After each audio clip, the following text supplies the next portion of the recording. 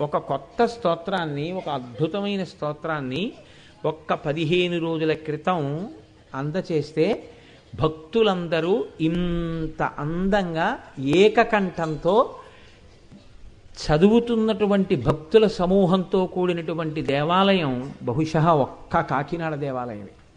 నేను ఈ మాట అయ్యప్ప స్వామి దేవాలయమే. నేను ఈ మాట ఎందుకంటున్నానంటే నేను చాలా చోట్ల చూశాను.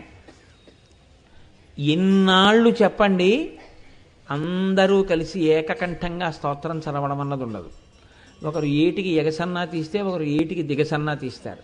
కానీ ఎంత అందంగా చదువుతున్నారో నాకే వినడం కోసం మక్కు వేసి నోట్లో చదువుకుంటూ నేను కూడా వింటున్నాను. అంత బాగా చదువుతున్నారో చాలా సంతోషం. చక్కగా రోజు మనం అలాగే అనుసంధానం చేద్దాం. నిన్నటి రోజు నామాన్ని మనం పూర్తి చేసి ఉన్నాం. ఇప్పుడు వసిన్యాది దేవతలు అమ్మవారి యొక్క నోటిని స్తోత్రం చేస్తున్నారంటే నిన్నటి రోజున కూడా దంతములను స్తోత్రం చేశారు. శుద్ధ విద్యాంకురాకార ద్విజపంక్తి ద్వయోజ్వల అని. ఇవాళ అంటున్నారు కర్పూర వీటికామోద సమాకర్ష దిగంతర అని పిలిచారు. అమ్మవారి యొక్క నోరు తాంబూల చర్వణం చేస్తోంది. తాంబూల చర్వణంతో కూడి ఉన్నటువంటి నోరు అయిన కారణం చేత ఆ నోటిలోంచి వచ్చేటటువంటి సువాసనలు 10 దిక్కులను ఆకర్షిస్తున్నాయి. 8 కదండి దిక్కులు అని అనుకోకండి. తూర్పు, పశ్చిమం, ఉత్తరం, దక్షిణం, ఈశాన్యం, ఆగ్నేయం, నైరుతి, వాయవ్యం, ఊర్ధ్వం, అధోముఖం. అందుకని దశ దిశల ఉన్నటువంటి వారు కూడా ఆ వాసన చేత ఆకర్షింపబడి ఉన్నారు. మీరు కొంచెం జాగ్రత్తగా పరిశీలనం చేయవలసి ఉంటుంది ఈ నామాన్ని. ఈ నామం చెప్పినప్పుడు మీరు ఒకటి ఆలోచించండి. అమ్మవారు తాంబూలం వేసుకుంది, బాగుంది.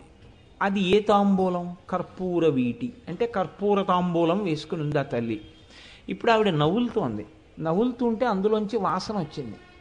ఇప్పుడు ఈ వాసనకి దశ దిశలలో ఉన్నటువంటి వారు కూడా చాలా ఆతృతగా ఇలా నోటి వంకే చూస్తూ ఆ వాసనలు పీల్చి తృప్తి పడిపోతున్నారు. ఇది సంభవమా? ఇలా ఎవరైనా చూశారనుకోండి, అమ్మవారు ఏం చేయాలి? వాళ్ళందరికీ తాంబూలపు పిడచలు పెట్టాలి. లేదా అమ్మవారు తాంబూల చర్వణం చేస్తున్నటువంటి నోటిని అన్ని దిక్కులలో ఉన్నవాళ్ళు చూస్తున్నారనుకోండి, ఏమవుతుంది? దానికి ఏమైనా ఫలితం చెప్పారా వ్యాసుడు కానీ వసిన్యాది దేవతలు కానీ? అసలు అలా తాంబూల చర్వణం చేస్తూ అమ్మవారు కూర్చోవలసినటువంటి అవసరం ఏమిటి? అందులో కర్పూర వీటికామోద సమాకర్ష దిగంతర అంటున్నారు. కర్పూర వీటికామోద అంటే కర్పూర తాంబూలము వేసుకుని ఉన్నది. మీరు ఒక విషయాన్ని జాగ్రత్తగా గమనించండి. తాంబూలమునందు ప్రధానంగా ఉండవలసినటువంటి వస్తువు ఇది. అంటే తమలపాకు చాలా ప్రధానం. ఎందుచేత అంటే మీరు మిగిలినటువంటి వస్తువులు ఒకటి కాకపోతే ఒకటి దొరుకుతాయి, ఒకటి లేకపోతే ఒకటి వేసుకోవచ్చు, ఇబ్బంది ఉండదు. యాలుకలు లేవనుకోండి, జాపత్రి ఉంది, ఇబ్బంది లేదు. లేకపోతే లవంగాలు ఉన్నాయి, కర్పూరం లేదు, పెద్ద ఇబ్బంది ఏం లేదు. కానీ అమ్మవారు వేసుకునేటటువంటి తాంబూలంలో మాత్రం యాలుకలు, లవంగాలు, పచ్చకర్పూరం, కస్తూరి, నాగకేసరములు, జాజికాయలు, తమలపాకులు, పోకచెక్కలు, కొబ్బరి, మిరియాలు, శొంఠి, సున్నం, కవిరి వీటితో కలిపినటువంటి తాంబూలాన్ని ఆ తల్లి వేసుకుంటుంది. కాబట్టి ఇప్పుడు కర్పూర వీటికామోద సమాకర్ష దిగంతర కర్పూర తాంబూల చర్వణమును ఆ తల్లి చేయుచున్నది. ఈ తాంబూల చర్వణం చేస్తున్నప్పుడు అన్ని దిక్కులలో ఉన్నవాళ్ళు కూడా ఆవిడ తాంబూల చర్వణం చేస్తున్నటువంటి నోటి వంక చూచుచున్నారు. ఇప్పుడు ఈ నామంలో ఉన్నటువంటి గమ్మత్తు మీరు గమనించండి. ప్రధానంగా అందులో వాడబడినటువంటివి తమలపాకులు. అసలు తమలపాకులు లేకుండా తాంబూలం అనేటటువంటిది కుదరదు. ఇందులో మీరు కొంచెం జాగ్రత్తగా గమనిస్తే ఈ తాంబూలానికి సంబంధించినటువంటి విశేషం ఒకదాన్ని మీరు తెలుసుకోవాల్సి ఉంటుంది. ప్రధానంగా అందులో ఈ ఆకు ఏదైతే ఉందో తాంబూలంలో వాడేటటువంటి తమలపాకు గురించి కొన్ని మాటలు చెప్పింది శాస్త్రం. తాంబూలార్థం వల్లి తాంబూలి అని పేరు. ఆ ఆకు ఎందుకు పుడుతుంది, ఆ తీగ ఎందుకు పుడుతుంది అంటే అది కేవలము తాంబూలము కొరకు. తాంబూలము కొరకు మాత్రమే ఆ ఆకు పుట్టింది, ఇంకొక ప్రయోజనం ఏం లేదు ఆ ఆకుకి. అటువంటి తీగకు పుట్టింది. మనకి చాలా పవిత్రమైనటువంటి ఆకులు కొన్ని ఉన్నాయి లోకంలో. అందులో మారేడు బిల్వము అని మనం పిలుస్తాం, మారేడు దళం. అది పువ్వు పుయ్యదు, కానీ కాయ కాస్తుంది. పువ్వు పుయ్యకుండా కాయ కాస్తే దాన్ని శ్రీఫలము అని పిలుస్తారు. అది సాక్షాత్తుగా లక్ష్మీదేవి సృష్టి చేసి ఆ చెట్టు కింద కూర్చుని తపస్సు చేసింది. అందుచేత దర్శనం స్పర్శనం పుణ్యం. మారేడు దళాలతో కూడినటువంటి చెట్టు వంక చూసినా ఆ చెట్టును ముట్టుకున్నా కూడా పుణ్యమే. అసలు మారేడు చెట్టు కింద కూర్చుని మంత్రానుష్ఠానం చేస్తే చాలా గొప్ప ఫలితాలు ఇస్తాయి. శారదాపీఠంలో, గుంటూరు శారదాపీఠంలో కాశీ నుంచి ఎవరో తీసుకొచ్చి అక్కడ వేశారట గింజలు, మారేడు చెట్లు పుట్టే. నవగ్రహ ప్రతిష్ఠ చేయడం కోసమని కంచి పీఠాధిపతులు చంద్రశేఖర పరమాచార్య స్వామి వారు ఆ గుడికి వచ్చారు. వస్తే అక్కడ ప్రతిష్ఠ అయ్యేంత వరకు ఆయన ఆ మారేడు చెట్ల కింద కూర్చుని జపం చేసుకున్నారు. అందుకే నేను ఎప్పుడైనా గుంటూరు శారదాపీఠంలో ఉపన్యాసాలు చెప్పడానికి వెడితే ప్రాతకాలానుష్ఠానం అయిపోయిన తర్వాత కొంతసేపు ఆ మారేడు చెట్ల కింద కూర్చుని నేను కూడా జపం చేసుకుంటూ ఉంటాను. ఇది పరమాచార్యులు వారు కూర్చున్న ప్రదేశం కదా అని. మారేడు చెట్టు కింద కూర్చోవడం అంత పవిత్రమైన విషయం. ఈ విషయం చెప్తే మా గోపాలకృష్ణ గారు ఏం చేశారంటే, ఈ దేవాలయంలో ఉన్నటువంటి మారేడు చెట్ల కింద అంతా చక్కగా శుభ్రం చేయించేశారు. గురువుగారు అక్కడే కాదు ఇక్కడే ఉన్నాయి కదా, మీరు ఏ ఆదివారమైనా ఇక్కడ కూడా కూర్చుని కొంతసేపు హాయిగా గడుపుతూ ఉండండి అని. సరే, తప్పకుండా ఈశ్వరుడు నాకు అటువంటి అదృష్టము నిచ్చుగాక. నాకే కాదు, మీలో ఎవరైనా సరే మారేడు చెట్టు కింద కూర్చుని జపం చేసుకోవచ్చు. నాతో పాటు మా ప్రసాద్ బాబు గారు వాళ్ళు కూడా కూర్చుని జపం చేసుకుంటుండేవారు అక్కడ. సరే, అందుకని అంత పవిత్రమైనటువంటి ఆకులు పువ్వులు కొన్ని ఉంటాయి. అటువంటి వాటిల్లో మారేడు దళం, తులసీ దళం, కదంబ వృక్షం, కదంబ పుష్పం, ఎర్రటి పువ్వులు, ఇవన్నీ పరమ పవిత్రమైనటువంటి పత్రములు, ఆకులు. ఇందులో తమలపాకు కూడా చాలా గొప్పది. కానీ విచిత్రం ఏమిటో తెలుసా అండి, తమలపాకు పువ్వు పుయ్యదు, కాయదు. కాయే లేదు కాబట్టి పండు లేదు. పువ్వు కాయ లేని తీగ ఏదైనా ఉంటే లోకంలో తమలపాకు ఒక్కటే. అది లత. తీగకు ఆకులు కాస్తాయి. వస్తే ఆ ఆకులు తీసుకుని వస్తారు. చిత్రం ఏమిటంటే, శాస్త్రం ఏమందంటే దీని గురించి, అసలు ఇది చతుర్ముఖ బ్రహ్మగారి సృష్టిలోనిది కాదు ఈ లత అని చెప్పింది. మనకి లోకంలో కొన్ని ప్రాణులు కూడా ఉన్నాయి అలా, అవి చతుర్ముఖ బ్రహ్మగారి సృష్టిలోంచి రాలేదు. అందులో గోవు ఒకటి. అందుకే గోవు పాదముల యందు అమృతం ఉంటుంది. ఒక యజ్ఞం కానీ యాగం కానీ చెయ్యాలంటే ముందు ఆవును నడిపిస్తారు. ఆవు తన డెక్కలతో తొక్కిన చోట అమృత బిందువులు ఉలుకుతాయి. ఎక్కడ ఆవు ఉంటుందో అక్కడ ఐశ్వర్యం ఉంటుంది. ఎక్కడ ఆవు ఉంటుందో అక్కడ 33 కోట్ల మంది దేవతలు ఉంటారు. కాబట్టి బ్రహ్మగారి సృష్టిలోని ప్రాణి కానిది ఆవు. అలాగే ఈ సృష్టిలో రానటువంటి తీగ తమలపాకు. తమలపాకుకి సంబంధించినటువంటి తీగ కూడా లౌకికమైన సృష్టిలో రాలేదు. మరి అది ఎలా వచ్చింది అని మీకు అనుమానం రావచ్చు. దాని గురించి ఏమన్నారంటే, నాగస్యై రావణశ్యాలాని జాతత్వా నాగవల్లి అని పిలిచారు. ఆ యొక్క తీగ, ఆ యొక్క లత దేవలోకంలో దేవేంద్రుడు ఎక్కి తిరిగేటటువంటి తెల్లటి ఏనుగు ఒకటి ఉంది, ఐరావతము అని. ఆ ఐరావతాన్ని కట్టేసే స్తంభం ఒకటి ఉంది. ఐరావతాన్ని కట్టేసేటటువంటి స్తంభానికి పుట్టింది ఆ తీగ, తమలపాకు తీగ. అది భూలోకానికి వచ్చింది. అందుకే తమలపాకుకి అంత ప్రశస్తి వచ్చింది. తాంబూలంలో దాన్ని ఎందుకు వేసుకుంటారో తెలుసా అండి? తమలపాకు నోటిలో చర్వణం చేస్తే నోటికి సంబంధించినటువంటి వ్యాధులు పోతాయి, బాగా జీర్ణమవుతుంది. గర్భిణి అయినటువంటి స్త్రీ ప్రతిరోజు ఒకసారి కానీ 2 సార్లు కానీ చక్కటి తాంబూలాన్ని నవిలి మింగితే లోపల ఉన్న శిశువు మంచి ఆరోగ్యవంతంగా తయారవుతుంది. పైగా అది సుమంగళి సూచన. ఆమె సభర్తృక అని గుర్తు ఏమిటంటే, ఆవిడ తాంబూల చర్వణం చేస్తారు. ఆవిడ తాంబూలం వేసుకుని ఉన్నారు అంటే ఆవిడ సభర్తృక, సుమంగళి అని గుర్తు. ఇందులో ఇంకా చాలా ఆశ్చర్యకరమైనటువంటి విషయం ఏమిటంటే, కేవలము తాంబూలము నవలడం కోసం ఉపయోగించడమే కాదు, ఈ తమలపాకుకి లోకంలో ఒక గొప్ప లక్షణం ఉందిట. అది ఐరావతాన్ని కట్టిన స్తంభంలోంచి వచ్చింది కాబట్టి దానికి ఉన్న శక్తి ఏమి అన్నారు. తామ్యతి విషవో భవత్యనయా జనయితి తాంబూలి అన్నారు. ఈ తమలపాకులతో చేయబడినటువంటి తాంబూలాన్ని చర్వణం చేస్తే జనులందరూ కూడా వివశులవుతారట. అంతకన్నా నేను చెప్పక్కర్లేదు దాని గురించి. అది ఒండరులకు ప్రీతిపాత్రం అవుతుంది. అందుకనే నీ నోరు బాగా పండింది, మీ ఆయనకి నీ మీద ప్రీతి అని ఒక సామెత వచ్చింది. మీరు చూడండి, తమలపాకు విషయంలో ఒక మర్యాద ఉంటుంది. మీకు అలా అన్నిటికీ ఉండదండి. లోకంలో నాకు తెలుసున్నంత వరకు, నాకు జ్ఞాపకం ఉన్నంత వరకు 2 ఆకుల విషయంలో మాత్రం చాలా గౌరవం ప్రదర్శిస్తారు. తమలపాకు నోట్లో వేసుకుంటే నోరు పండిందంటారు, నోరు ఎర్రబడిందనరు. గోరింటాకు చేతికి పెట్టుకుంటే చెయ్యి పండిందంటారు, చెయ్యి ఎర్రబడిందనరు. అబ్బా నీ చెయ్యి ఎంత బాగా పండిందో అంటారు, అంతేకాని నీ చెయ్యి ఎంత ఎర్రబడిందో అనరు.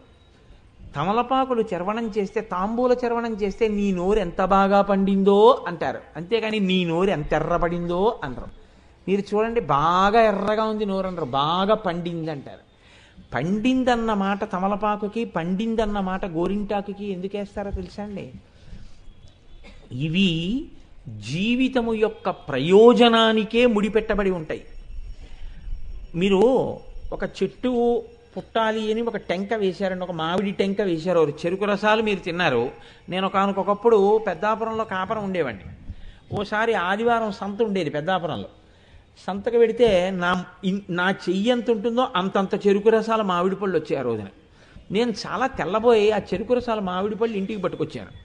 పట్టుకొస్తే ఒక్క చెరుకు రసం మామిడి పండు పూర్తిగా ఎవడైనా తినగలిగితే, తిని భోజనం కూడా చేయగలిగితే వాడికి 1,00,000 రూపాయలు ఇవ్వచ్చు. అంత మధురమైన పండు, అంతంత పళ్ళు. ఆ టెంక ఒక్కటే ఇంతంత టెంక ఉంది. నేను తెల్లబోయి ఇదేమిటి అసలు ఇంతంత చెరుకు రసాలు అని దాన్ని పెరట్లో పడేశాను. పడేస్తే అవి 2 చెట్లు లేచాయి మా ఇంట్లో. నా ఇంట్లో ఇప్పటికీ పెద్దాపురం ఇంట్లో అది కొద్ది రోజుల్లో నా ఇల్లు కాకుండా అవుతోందనుకోండి. కాబట్టి ఆ పెద్దాపురం ఇల్లు అసలు నేను వెళ్ళింది ఎక్కడ నా బుర్ర, అసలు నేను ఎప్పుడూ ఆ ఇంటికి వెళ్ళనే లేదు. ఎప్పుడో ఒకసారి గుర్తు వస్తూ ఉంటుంది. ఆ ఇంట్లో ఉన్నాయన మంచివాడు కాబట్టి ఎప్పుడో గుర్తు చేసి ఆయన అద్దిస్తుంటాడు నాకు. ఆ ఇంట్లో పెద్ద పెద్ద చెట్లు పుట్టాయి. అవి మామిడి కాయలు కాస్తుంటాయి. నేను ఎప్పుడు తినలేదు. ఆ ఇంట్లో అద్దెకున్న వాళ్ళే దాన్ని తీసుకుంటుంటారు. అది న్యాయం కూడా. నేను ఎప్పుడు తెచ్చుకోలేదు. వాళ్ళు తీసుకెళ్ళమన్నా నాకు వద్దమ్మా, నీరు పోసింది మీరు, సంరక్షిస్తున్నది మీరు తినండి తప్ప నేను తీసుకెళ్ళను అలాగని చెప్పాను. అలాగే ఓసారి ఇంతంత పనస తొనలు మా సంతలోకి వస్తే తెస్తే, పాపం ఆ రోజుల్లో మా అమ్మగారి శరీరంతో ఉండేవారు. ఆవిడ చాలా శ్రద్ధ తీసుకుని ఆ పనస చెట్లు వేశారు. అవి ఇప్పటికీ చాలామంది పిల్లల తల్లి ఎలా ఉంటుందో అలా పనస చెట్టు కాపుకొస్తే ఆకులు కనపడవు, ఆశాంతం కాయలు కాసేస్తే నాకు ఆ ఇంట్లో ఉన్నాయని ఫోన్ చేశాడు, మేము పంచలేకపోతున్నామండి, మీరు కనీసం ఒక పెద్ద వ్యాను ఏదో తెచ్చి పట్టుకెళ్ళిపోండి కొన్నాళ్ళని. అప్పుడు ఒక్కసారి మాత్రం మా ముత్యాలు సత్యనారాయణ నేను పెడితే మా ముత్యాలు సత్యనారాయణ ఉండలేక ఓ కాయెట్టుకొస్తానని కోసాడు. కోసి పట్టుకొచ్చారు. అలా ఏదో ఈశ్వరానుగ్రహం ఉన్నది అగ్గిపెట్టేంత పెరడు. అందులో 2 దేవతా వృక్షాలు పుట్టాయి. సరే, నేను ఎందుకు మనవి చేశాను అంటే, ఈ విషయాలు ఒక్కొక్క ఆకుకి ప్రాధాన్యత ఉంటుంది. ఈ ఆకు గొప్పతనం ఏంటంటే, ఒక టెంక మీరు భూమిలో వేశారనుకోండి, ప్రయోజనం ఏమిటి? అది పండాలని. ఈ టెంకలోంచి మొక్క వస్తుంది. ఇప్పుడు ఈ మొక్కను ఎందుకు రక్షిస్తారు మీరు? ఇది పువ్వు పుయ్యాలని. పువ్వు పూసింది, కోసుకు తినేస్తారా మామిడి పూత? కోసుకోరు. ఇది రక్షింపబడాలి. ఎందుకు? పిందె వెయ్యాలి. పిందెని రక్షిస్తారు. ఎందుకు? కాయ కాయాలి. కాయని రక్షిస్తారు. ఎందుకు? పండు పండాలి. పండిపోయిన తర్వాత ఏం చేయాలి? మీరేం చేయక్కర్లా, అదే విడిపోతుంది. ఇక చెట్టును అంటుకోదు. బాగా పండిపోతే చెట్టు నుంచి విడిపోతుంది.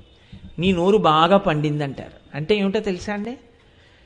ఈ పండిన నోటితో నీవు అత్యంత ప్రీతికరంగా నీ సహధర్మచారినితో మాట్లాడి, నీ సహధర్మచారిని అంత ప్రీతిగా నీతో మాట్లాడి, ఇద్దరూ చెయ్యి పట్టుకుని ధర్మమునందు ప్రస్థానం చేసి మీ జీవితాలు పండించుకోవాలి. ఒండరుల యందు ప్రీతి లేదనుకోండి, ఒకరంటే ఒకరికి, ఈయన వ్రతం చేద్దామంటే ఆవిడ వద్దంటుంది, ఆవిడ గుళ్ళోకి వెడదామంటే ఈయన వద్దంటాడు. ఒకవేళ ఈవిడ వద్దంటే ఆయన విశాల హృదయంతో ఒప్పుకున్నాడు అనుకోండి, ఈయన చేద్దామంటే ఆవిడ ఒప్పుకుందనుకోండి, వాళ్ళిద్దరూ ధర్మమునందు ప్రస్థానం చేశారు. అందుకని ఇద్దరూ పండుతున్నారు.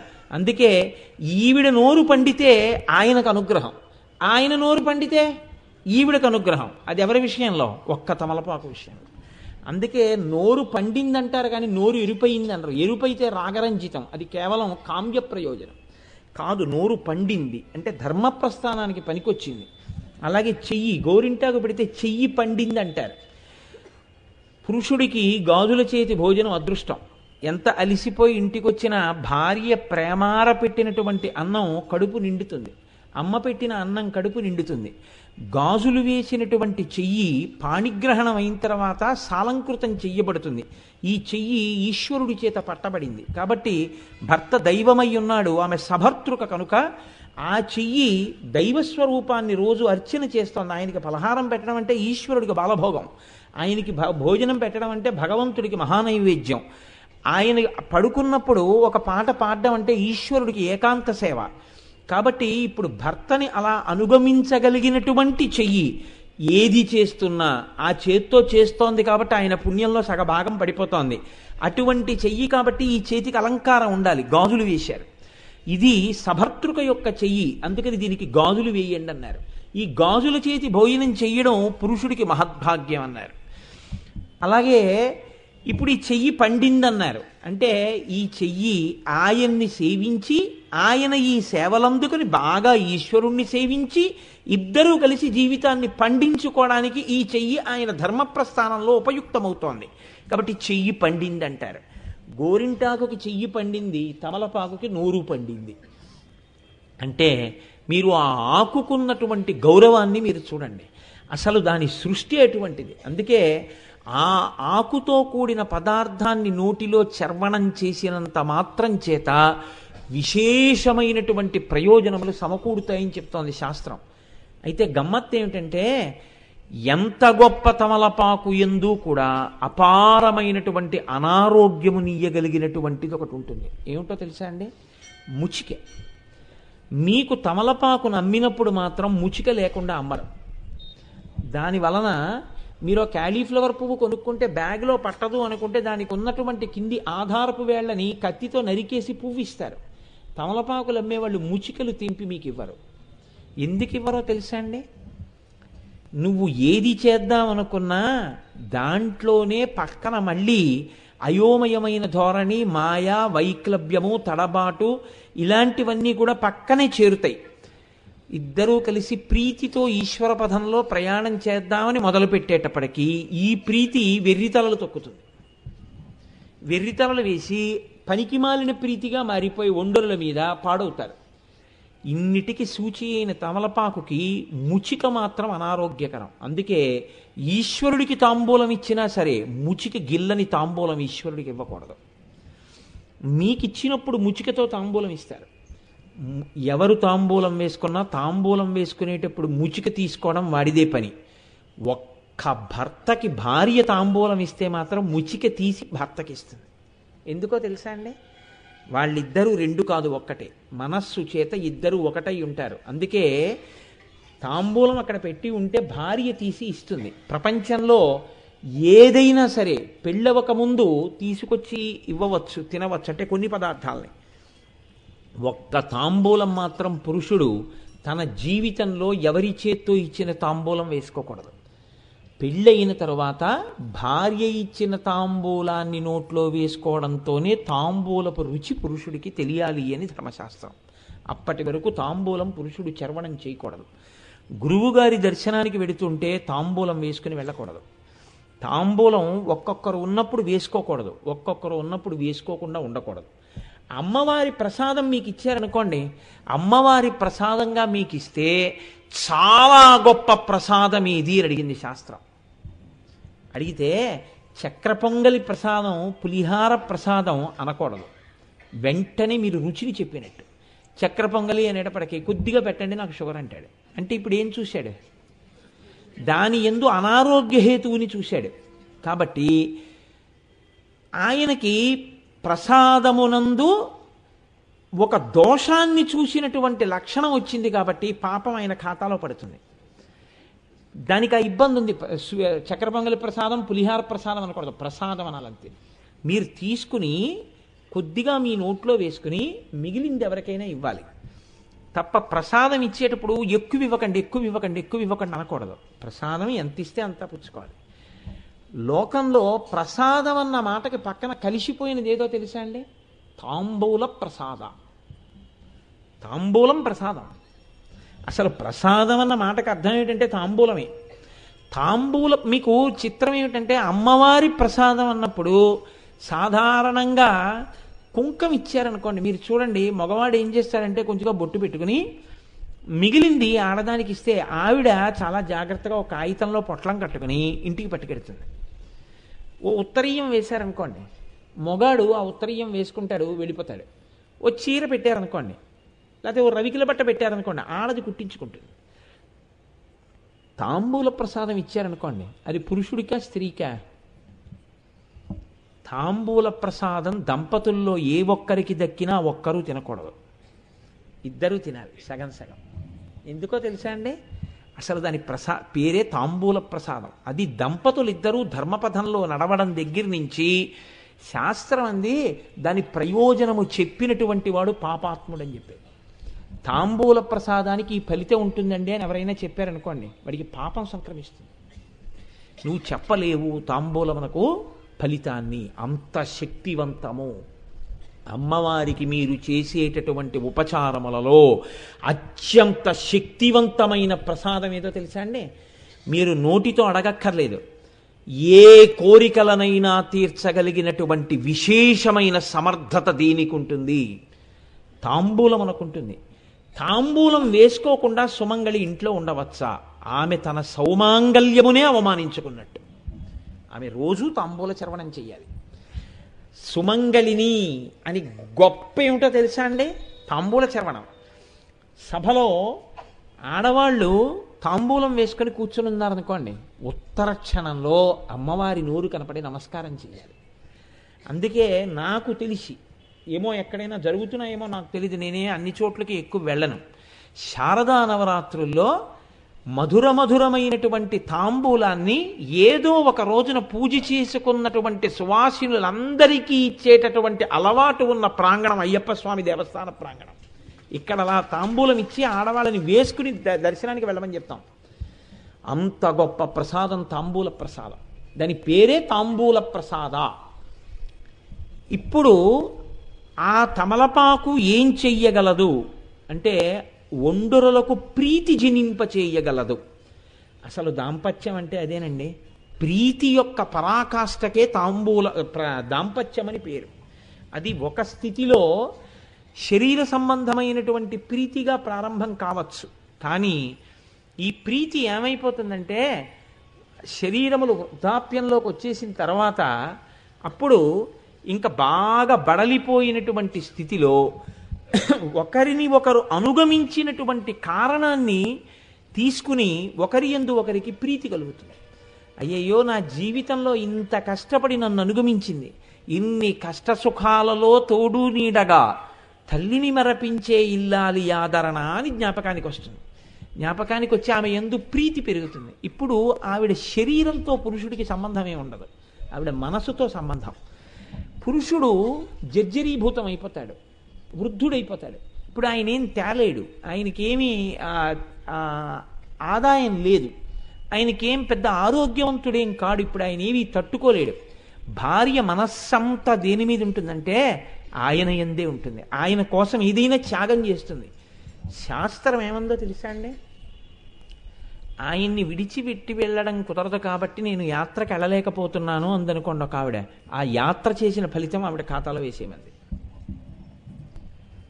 భర్తని అనుగమించడం అంటే అంత శక్తివంతం శాస్త్రంలో. ఈ అనుగమించగలిగినటువంటి ప్రీతి దేని వలన ఏర్పడుతుంది? తాంబూల చర్వణము చేత ఏర్పడుతుంది. ఆ శక్తి ఎలా ఉంది వేసుకు చూడు నీకు తెలుస్తుందని చెప్పారు. కాబట్టి తాంబూల చర్వణము ఎవరికి విధి అని చెప్పారు అంటే సుమంగళి వేసుకుని తీరవలసినది. సుమంగళి ఎందుకు వేసుకుంటారంటే భర్త పూజ చేస్తాడు రోజు షోడశోపచారాలతో. పూజ చేసినప్పుడు చక్కగా ముందున్నటువంటి కొనలు తెంపేస్తాడు, చివర్లు తెంపేస్తాడు, తాంబూలాన్ని పార్వతీ పరమేశ్వరులకో లక్ష్మీనారాయణులకో సమర్పణం చేస్తాడు పూజామందిరంలో. భార్య తాను భోజనానికి కూర్చునే ముందే ఆ తాంబూలాన్ని తీసుకుని కళ్ళకద్దుకుని తెచ్చుకుని పక్కన పెట్టుకుంటుంది. ఇప్పుడు ఆవిడ భోజనం అయిపోయిన తర్వాత అలవాటు ఉంటే వేసుకుంటానంటే భర్త గారికి ఓ తాంబూలం చేసిస్తుంది, ఈ తాంబూలం ఆవిడ వేసుకుంటుంది. ప్రతిరోజు ఈ తాంబూలం ఆవిడ వేసుకోవడం వల్ల ఏమవుతుందంటే ఆయన ఈవిడ ఒండరులు ఒకరి యందు ఒకరు ప్రీతి కలిగిన వారై ఉంటారు. దంపతులు ఏ ఇంట ఒకరి యందు ఒకరు ప్రీతితో సంతోషంగా ఉంటారో అక్కడ లక్ష్మీదేవి తాండవం చేస్తుంది. ఆ ఇల్లు అంత సంతోషంతో అంత సౌభాగ్యంతో ఉంటుంది. తాంబూల తిరస్కారము కాని, తాంబూలమును నిందించడం కాని మహాపాపం. మీకు నేను ఇంకొక మాట కూడా చెప్తాను. పెద్ద మనుషులు ఇక మాట తప్పము అని నిర్ణయం చేసుకున్నారు అని గుర్తేమి అని అడిగారు. తాంబూలాలు మార్చుకుంటారు. అందుకే తాంబూలాలు ఇచ్చుకున్నారండి అంటారు. ఏమంటే వాళ్ళ ఇంట్లో నిశ్చితార్థం అయిపోయింది అంటారు. నిశ్చితార్థం అయిపోయిందంటే ఏం చేస్తారంటే దాంట్లో వైదికమైనటువంటి క్రతువేం లేదు. వైదిక ప్రక్రియకు భంగపాటు కాని పని చెయ్యాలి. వైదిక ప్రక్రియకు భంగపాటు కలిగేటటువంటి పని చెయ్యకుండా ఉండడానికి నిశ్చితార్థం అని పేరు. అనగా మీరు నన్ను ఇంకోలా అనుకోను అంటే నేను మీకు మాట చెప్తాను. నిశ్చితార్థం నాడు పెళ్లి కొడుకు పెళ్లి కూతురికి ఉంగరం పెట్టాడు అనుకోండి, అంటే ఆ పెళ్లి దేనితో ప్రారంభమవుతోంది అంటే దేవతలను, తల్లిదండ్రులను, వైదిక ప్రక్రియను, వేదమును, గాయత్రిని అవమానించడంతో ప్రారంభమవుతోందన్నమాట ఆ దాంపత్యం. ఎందుకని? ఎలా ముట్టుకుంటాడు పరపురుషుడు? తాళి ఎక్కడ కట్టాడు? జీలకర్ర బెల్లం ఎక్కడ పెట్టాడు? ఈయన కన్యాదానం ఎక్కడ చేశాడు? చెయ్యకుండా ఆ అమ్మాయిని పుట్టుకుని నువ్వు నా భార్యవి అన్న భావనతో ఆభరణాన్ని ఎలా పెడతాడు? అసలు ఆభరణం పెట్టచ్చా? పెట్టకూడదు. ఆఖరణ పెళ్లికి చిట్ట చివర నాకబలి అని చేస్తారు. నాకబలి అని పేరు దానికి. అది ఇవాళ నాగవల్లి నాగవల్లి అంటున్నారు. నాకబలి అంటే ఏమిటో తెలుసా అండి? పెళ్లిలోనే సాలంకృతం చేస్తారు పిల్లని. సాలంకృత కన్యాదానం అని తీసుకొచ్చి కూర్చోబెడతారు. తన భార్య అయిన తర్వాత జీలకర్ర బెల్లం పెట్టి మంగళసూత్రం కట్టేంత వరకు ఆమె పక్కన కూర్చునే అధికారం ఈయనకి లేదు. కన్యాదాత పెళ్లి భోజనాలు ఎప్పుడు పెట్టాలో తెలుసా అండి? పెళ్లి చేశాక. ఎందుకు పెడుతున్నావు భోజనాలు? వాళ్ళకేం పెళ్లి అవ్వలేదుగా ఇంకా. ఎవరికి వేయాలి మేము అక్షతలు? మీరు నన్ను పెళ్లికి పిలిచారండి. ఇవాళ రాత్రి 2 గంటలకు పెళ్లి, ఇవాళ రాత్రి 7ంటికి భోజనాలు. నేను వచ్చి భోజనం చేశాను. ఎందుకు చేశాను? రేపు మీ ఇంట్లో పెళ్లి కాబట్టి. ఇప్పుడు నేను ఎవరికైనా అక్షతలు? వాళ్ళిద్దరూ వచ్చి నాకు పెళ్లికి వెళ్ళాలంటే అసహ్యం. ఎందుకో తెలుసా అండి? వాడి కర్ణుడు కవచకుండలాలతో పుట్టినట్టు వాడు బూట్లు వేసుకుని ఉంటాడు. వాడి నమస్కారం ఏంటి? వాడికి నేను అక్షతలు ఏంటి? ఎందుకు ఇవ్వడం వాడికి నేను? వాడికి అసలు నమస్కారం చేసే యోగ్యతతో ఏ పెళ్లి కొడుకు ఉండడు. వాడు ఎప్పుడు అసలు బూట్లు విప్పి పెద్దలు వస్తారా మనకు అక్షతలు వేస్తారు. మన జీవితం ఆ అక్షతల మీద ఆధారపడింది. మనం వారి కాళ్ళకి నమస్కారం ఎలా చేస్తాం? బూట్లు వేసుకుని. అందుకని మనం చెప్పులు లేకుండా నిలబడి ఉందామని ఏ పెళ్లి కొడుకు నుంచి ఉంటున్నాడు ఈ రోజున? ఎవ్వడికి అక్కర్లేదు. వాడు కర్ణుడు పుట్టినట్టు వాడు బూట్లు వేసుకు పుట్టినట్టు బూట్లు వేసుకుని ఉంటాడు అక్కడ. పెళ్ళి అవ్వదు. ఇంకా తెల్లవారుజామున పెళ్ళి. ఈ అమ్మాయి వీడు పక్క పక్కనే కూర్చుంటారు. ఇక మళ్ళీ నువ్వు తాళి కట్టాక పక్కన కూర్చోబెట్టడం ఎందుకు? అసలు నిశ్చితార్థానికి ఆడపిల్లని మగపిల్లని కలిపి కూర్చోబెట్టమని ఏ వేదం చెప్పింది? ఎక్కడ ఏ శాస్త్రంలో ఉందండి? అది అవమానం. గాయత్రికి అవమానం, వేదానికి అవమానం. అదేంటిది? ఎలా కూర్చోబెడతారు? మీకు ఎక్కడుంది అధికారం? జీలకర్ర బెల్లం పెట్టే వరకు పక్కన కూర్చోడానికి వీల్లేదు.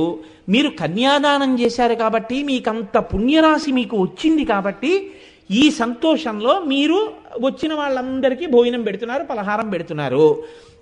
వాళ్ళందరూ సంతోషంగా ఇద్దరి తల మీద అక్షతలు వేసి అన్యోన్య దాంపత్య సిద్ధిరస్తూ పుత్రపౌత్రాభివృద్ధిరస్తూ అంటున్నారు. వీడికి పెళ్ళము లేదు, ఆ అమ్మాయికి మొగుడు లేడు. పుత్రపౌత్రాభివృద్ధిరస్తూ అని ఎలా వేస్తున్నావు ఇద్దరికి? వాళ్ళిద్దరికీ అక్షతలు వేసి మీ ఇద్దరికీ పిల్లలు పుట్టాలని చెప్తే వాళ్ళిద్దరిని వ్యభిచారం చేయించిన దోషం నీకు వచ్చింది. ఏది ఎక్కడ పెట్టి జీలకర్ర బెల్లం ఎక్కడ పెట్టుకున్నారండి? మంగళసూత్రం ఎక్కడ కట్టారని కుర్చీల్లో కూర్చోబెట్టి అక్షతలు వేయిస్తున్నారు మీరు. ఏది వేదం మీద మర్యాద మీకు? పెళ్లికి ముందు భోజనాలు ఏంటి? పెళ్లికి ముందు రోజు రాత్రి భోజనాలు ఏంటి? పెట్టుకుంటే మీ బంధువులకి పెట్టుకోండి. ఊళ్ళో వాళ్ళకి ఏ అధికారంతో పెడుతున్నారు మీరు? ఇది ఒక అర్థరహితమైనటువంటి సిద్ధాంతం. ఇది ఎక్కడి నుంచి వచ్చిందో నాకు తెలియదు. ఇవాళ నిశ్చితార్థం అంటే ఏమిటంటే అసలు పెద్దలు వెర్రేళ్లల్లా కూర్చుని ఉంటారు. వీడు దానికి ఉంగరం దొరుకుతాడు, ఇది వాడికి దండేస్తుంది. వీళ్ళిద్దరూ ఫోటోలు దిగుతారు, వీడియోలు తీసుకుంటారు. మీరు ఇంకా ఊరుకుంటే మీరు అక్కడ ఉంటారు, వాళ్ళిద్దరూ మోటార్ సైకిల్ మీద ఎక్కడికో వెళ్ళొస్తారు. అంటే నా ఉద్దేశం గుడికో గోపురానికో అయి ఉండొచ్చు.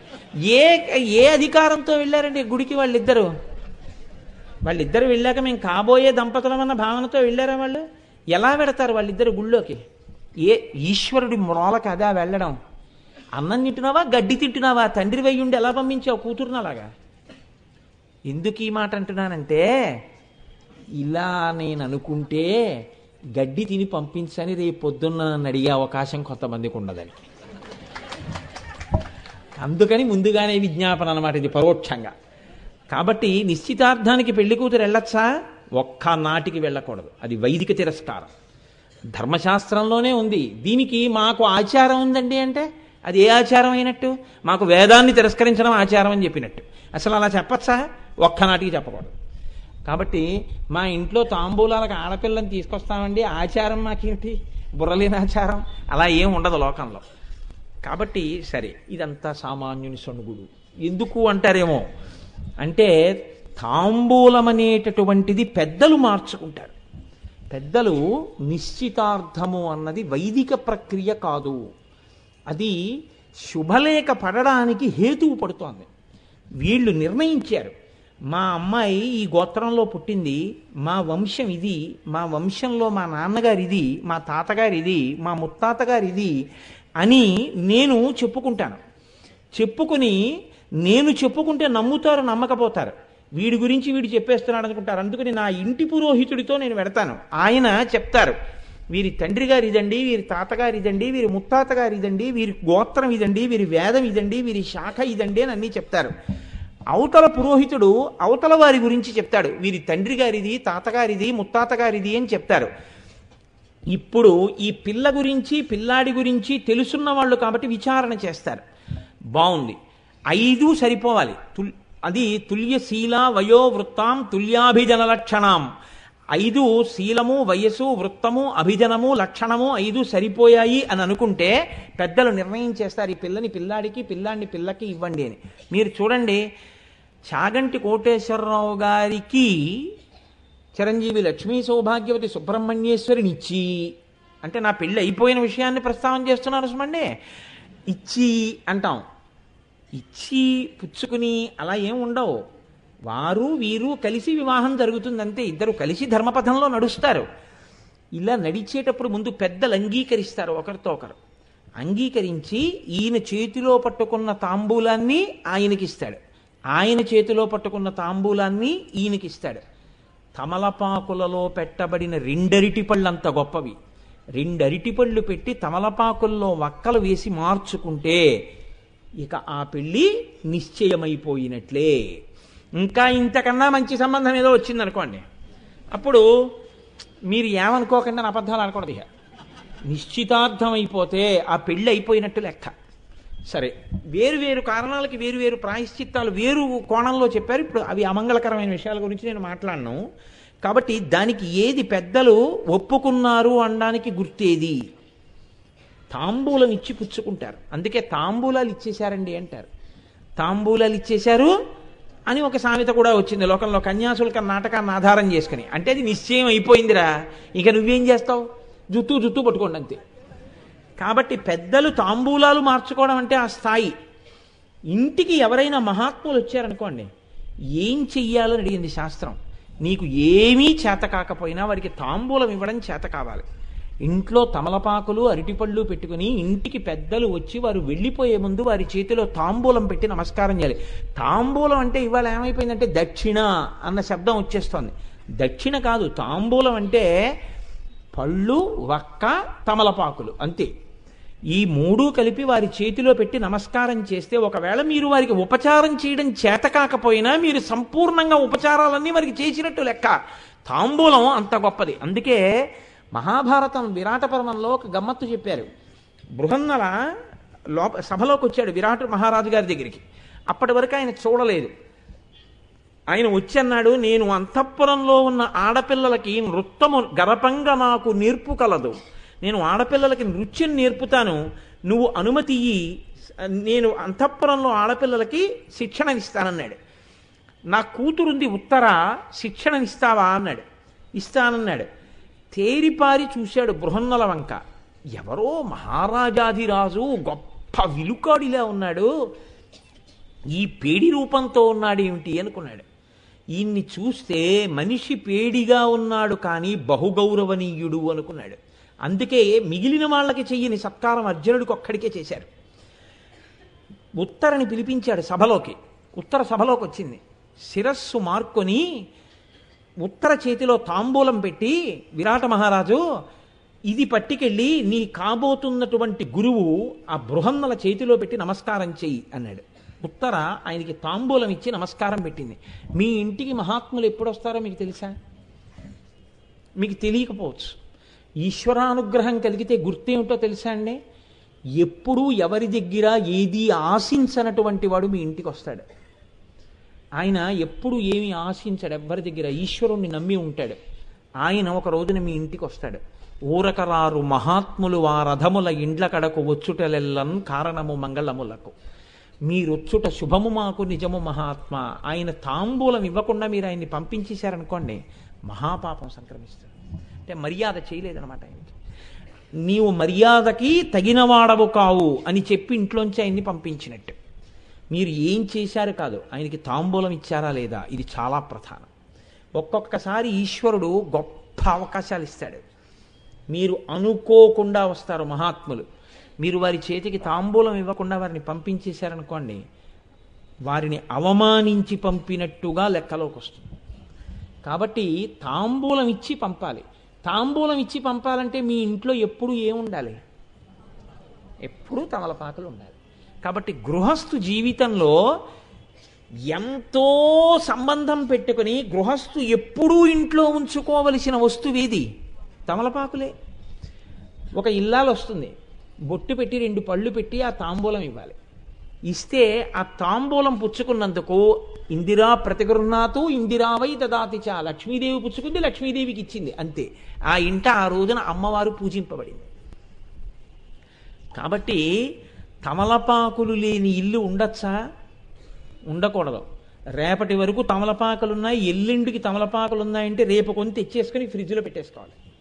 ఇప్పుడంటే ఫ్రిడ్జులు ఉన్నాయి. ఫ్రిడ్జులు లేని రోజుల్లో కూడా తమలపాకులు ఇంట్లో లేకుండా ఉండేవారు కదా, తమలపాకులు ఇంట్లో ఉంటాయి. ఇప్పుడు చెప్పండి, అమ్మవారు తాంబూలం మామూలుగా వేసుకుంటోందా, మీకు ఇవన్నీ చెప్పించాలని అనుకుంటోందా? నాకు చెప్పండి. ఇప్పుడు తమలపాకుకే ఇంత గొప్ప ఉంటే అమ్మవారి తాంబూల ప్రసాదం ఎంత శక్తివంతమై ఉంటుంది. కాబట్టి ఇంత గొప్ప తమలపాకులు ఏవైతే ఉన్నాయో జీవితాన్నే పండించగలిగినటువంటి తమలపాకులు, అటువంటి తమలపాకులతో చేయబడినటువంటి తాంబూలాన్ని అమ్మవారు చర్వణం చేస్తోంది.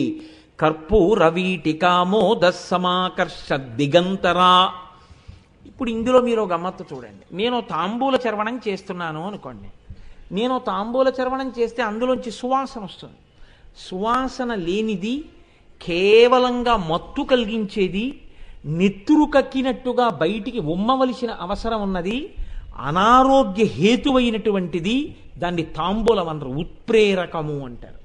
అది నీ ఆరోగ్యాన్ని నువ్వు నాశనం చేసుకొనుట, పైగా దాన్ని తాంబూలం అన్న పేరుతో పిలిచి వేసుకోవడం మరింత మహాపాపం. అది తాంబూలం అని చెప్పలేదు శాస్త్రం.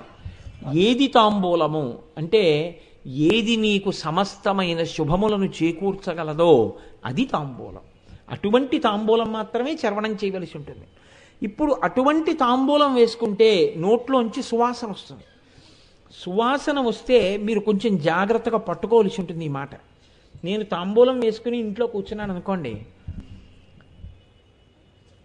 నాకన్నా పెద్దవారు కానీ, నా తమ్ముడు కానీ, మా అన్నయ్య కానీ, మా వదినగారు కానీ, నా మరదలు కానీ, నా అక్క కానీ, నా చెల్లి కానీ, అన్నయ్య నీ నోట్లో తాంబూలం భలే ఉంది అన్నయ్య, భలే సువాసన వస్తుంది అన్నయ్య అని నా నోరు వంక అలా చూసి నా నోట్లో ఉన్నటువంటి తాంబూలపు ముద్ద తను తిందామనేటటువంటి దృష్టితో చూడదు.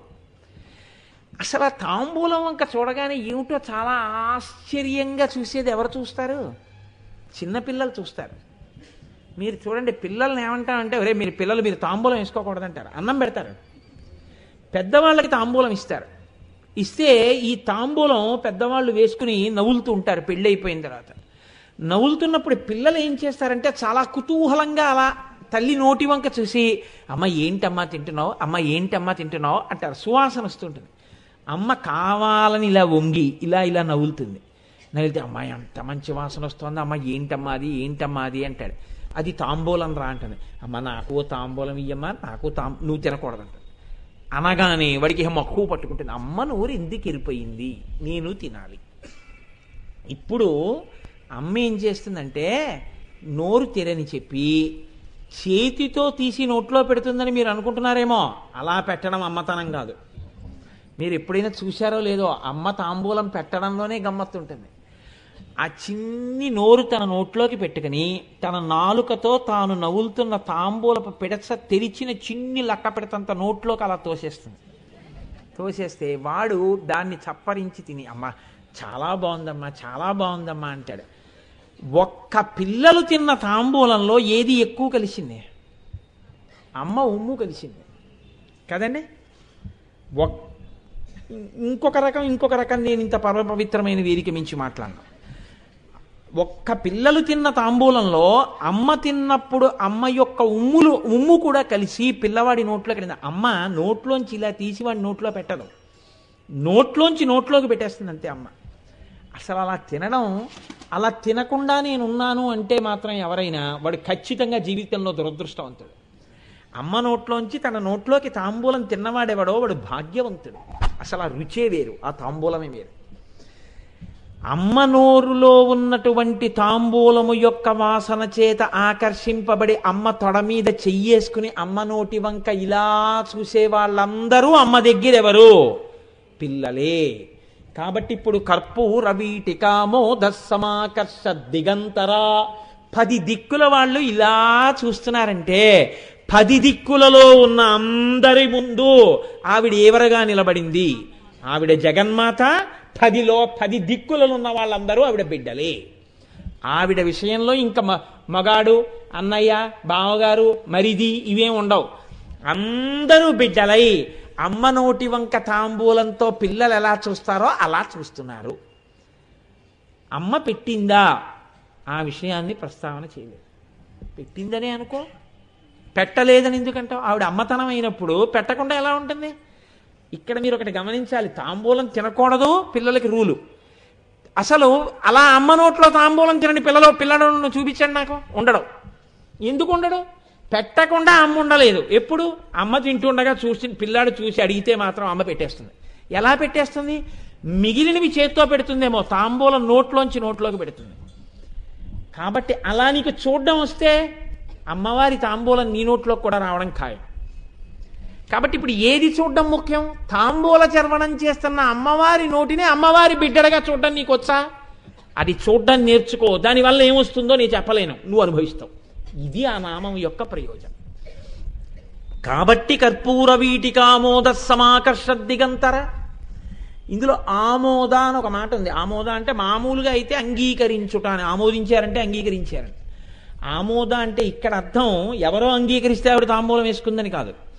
ఆవిడ తాంబూలం వేసుకోవడానికి ఒకళ్ళు అంగీకరించవలసిన అవసరం లేదు. ఎందుకు అవసరం లేదో తెలుసా అండి?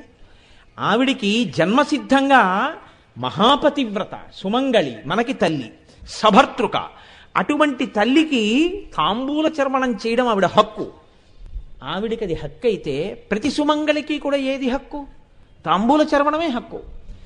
తాంబూల చర్వణం చేసి ఆవిడ పొంగిపోతే పొంగిపోగలిగినటువంటి అదృష్టం ఎవరికి ఉంది? అలాగా ప్రతి సుమంగళికి ఉంది కదండి. అందుకని ఇప్పుడు అమ్మవారు అలా తాంబూలం వేసుకుంటే ఆమోద అంటే అంగీకరించడమా, ఆమోద అంటే వేరే అర్థం ఏమైనా ఉందా? ఆమోద అంటే అక్కడ అర్థం అంగీకరించుట అని కాదు. ఆమోద అన్న శబ్దానికి పరిమళము అని అర్థం. పరిమళ అన్న మాట, పరిమళము అన్న మాట చాలా విస్తృత స్థాయిలో వాడతారు. ఇది చాలా పెద్ద మాట. ఎందుకో తెలుసా అండి? ఒక్క పువ్వుకి పరిమళము అని నేను అన్నాను అనుకోండి, అది ఒక విధంగా చెప్పాలి అంటే కొద్దిగా నేను తప్పుగా వాడినట్టు లెక్క. పువ్వుకి సౌరభం ఉంది అను అంతే, పువ్వు సువాసన ఉంది అను అంతే. పరిమళము అంటే ఏమిటో తెలుసా అండి? 3 స్థాయిలలో సువాసన ఉంటే ఆ 3 స్థాయిల సువాసన ఎందులో ఉన్నాయో దాన్ని పరిమళము, పరిమళ అని పిలుస్తారు. అది ఒక్క అమ్మవారి నోటి తాంబూలములకు మాత్రమే ఉంటుంది ఆ శక్తి.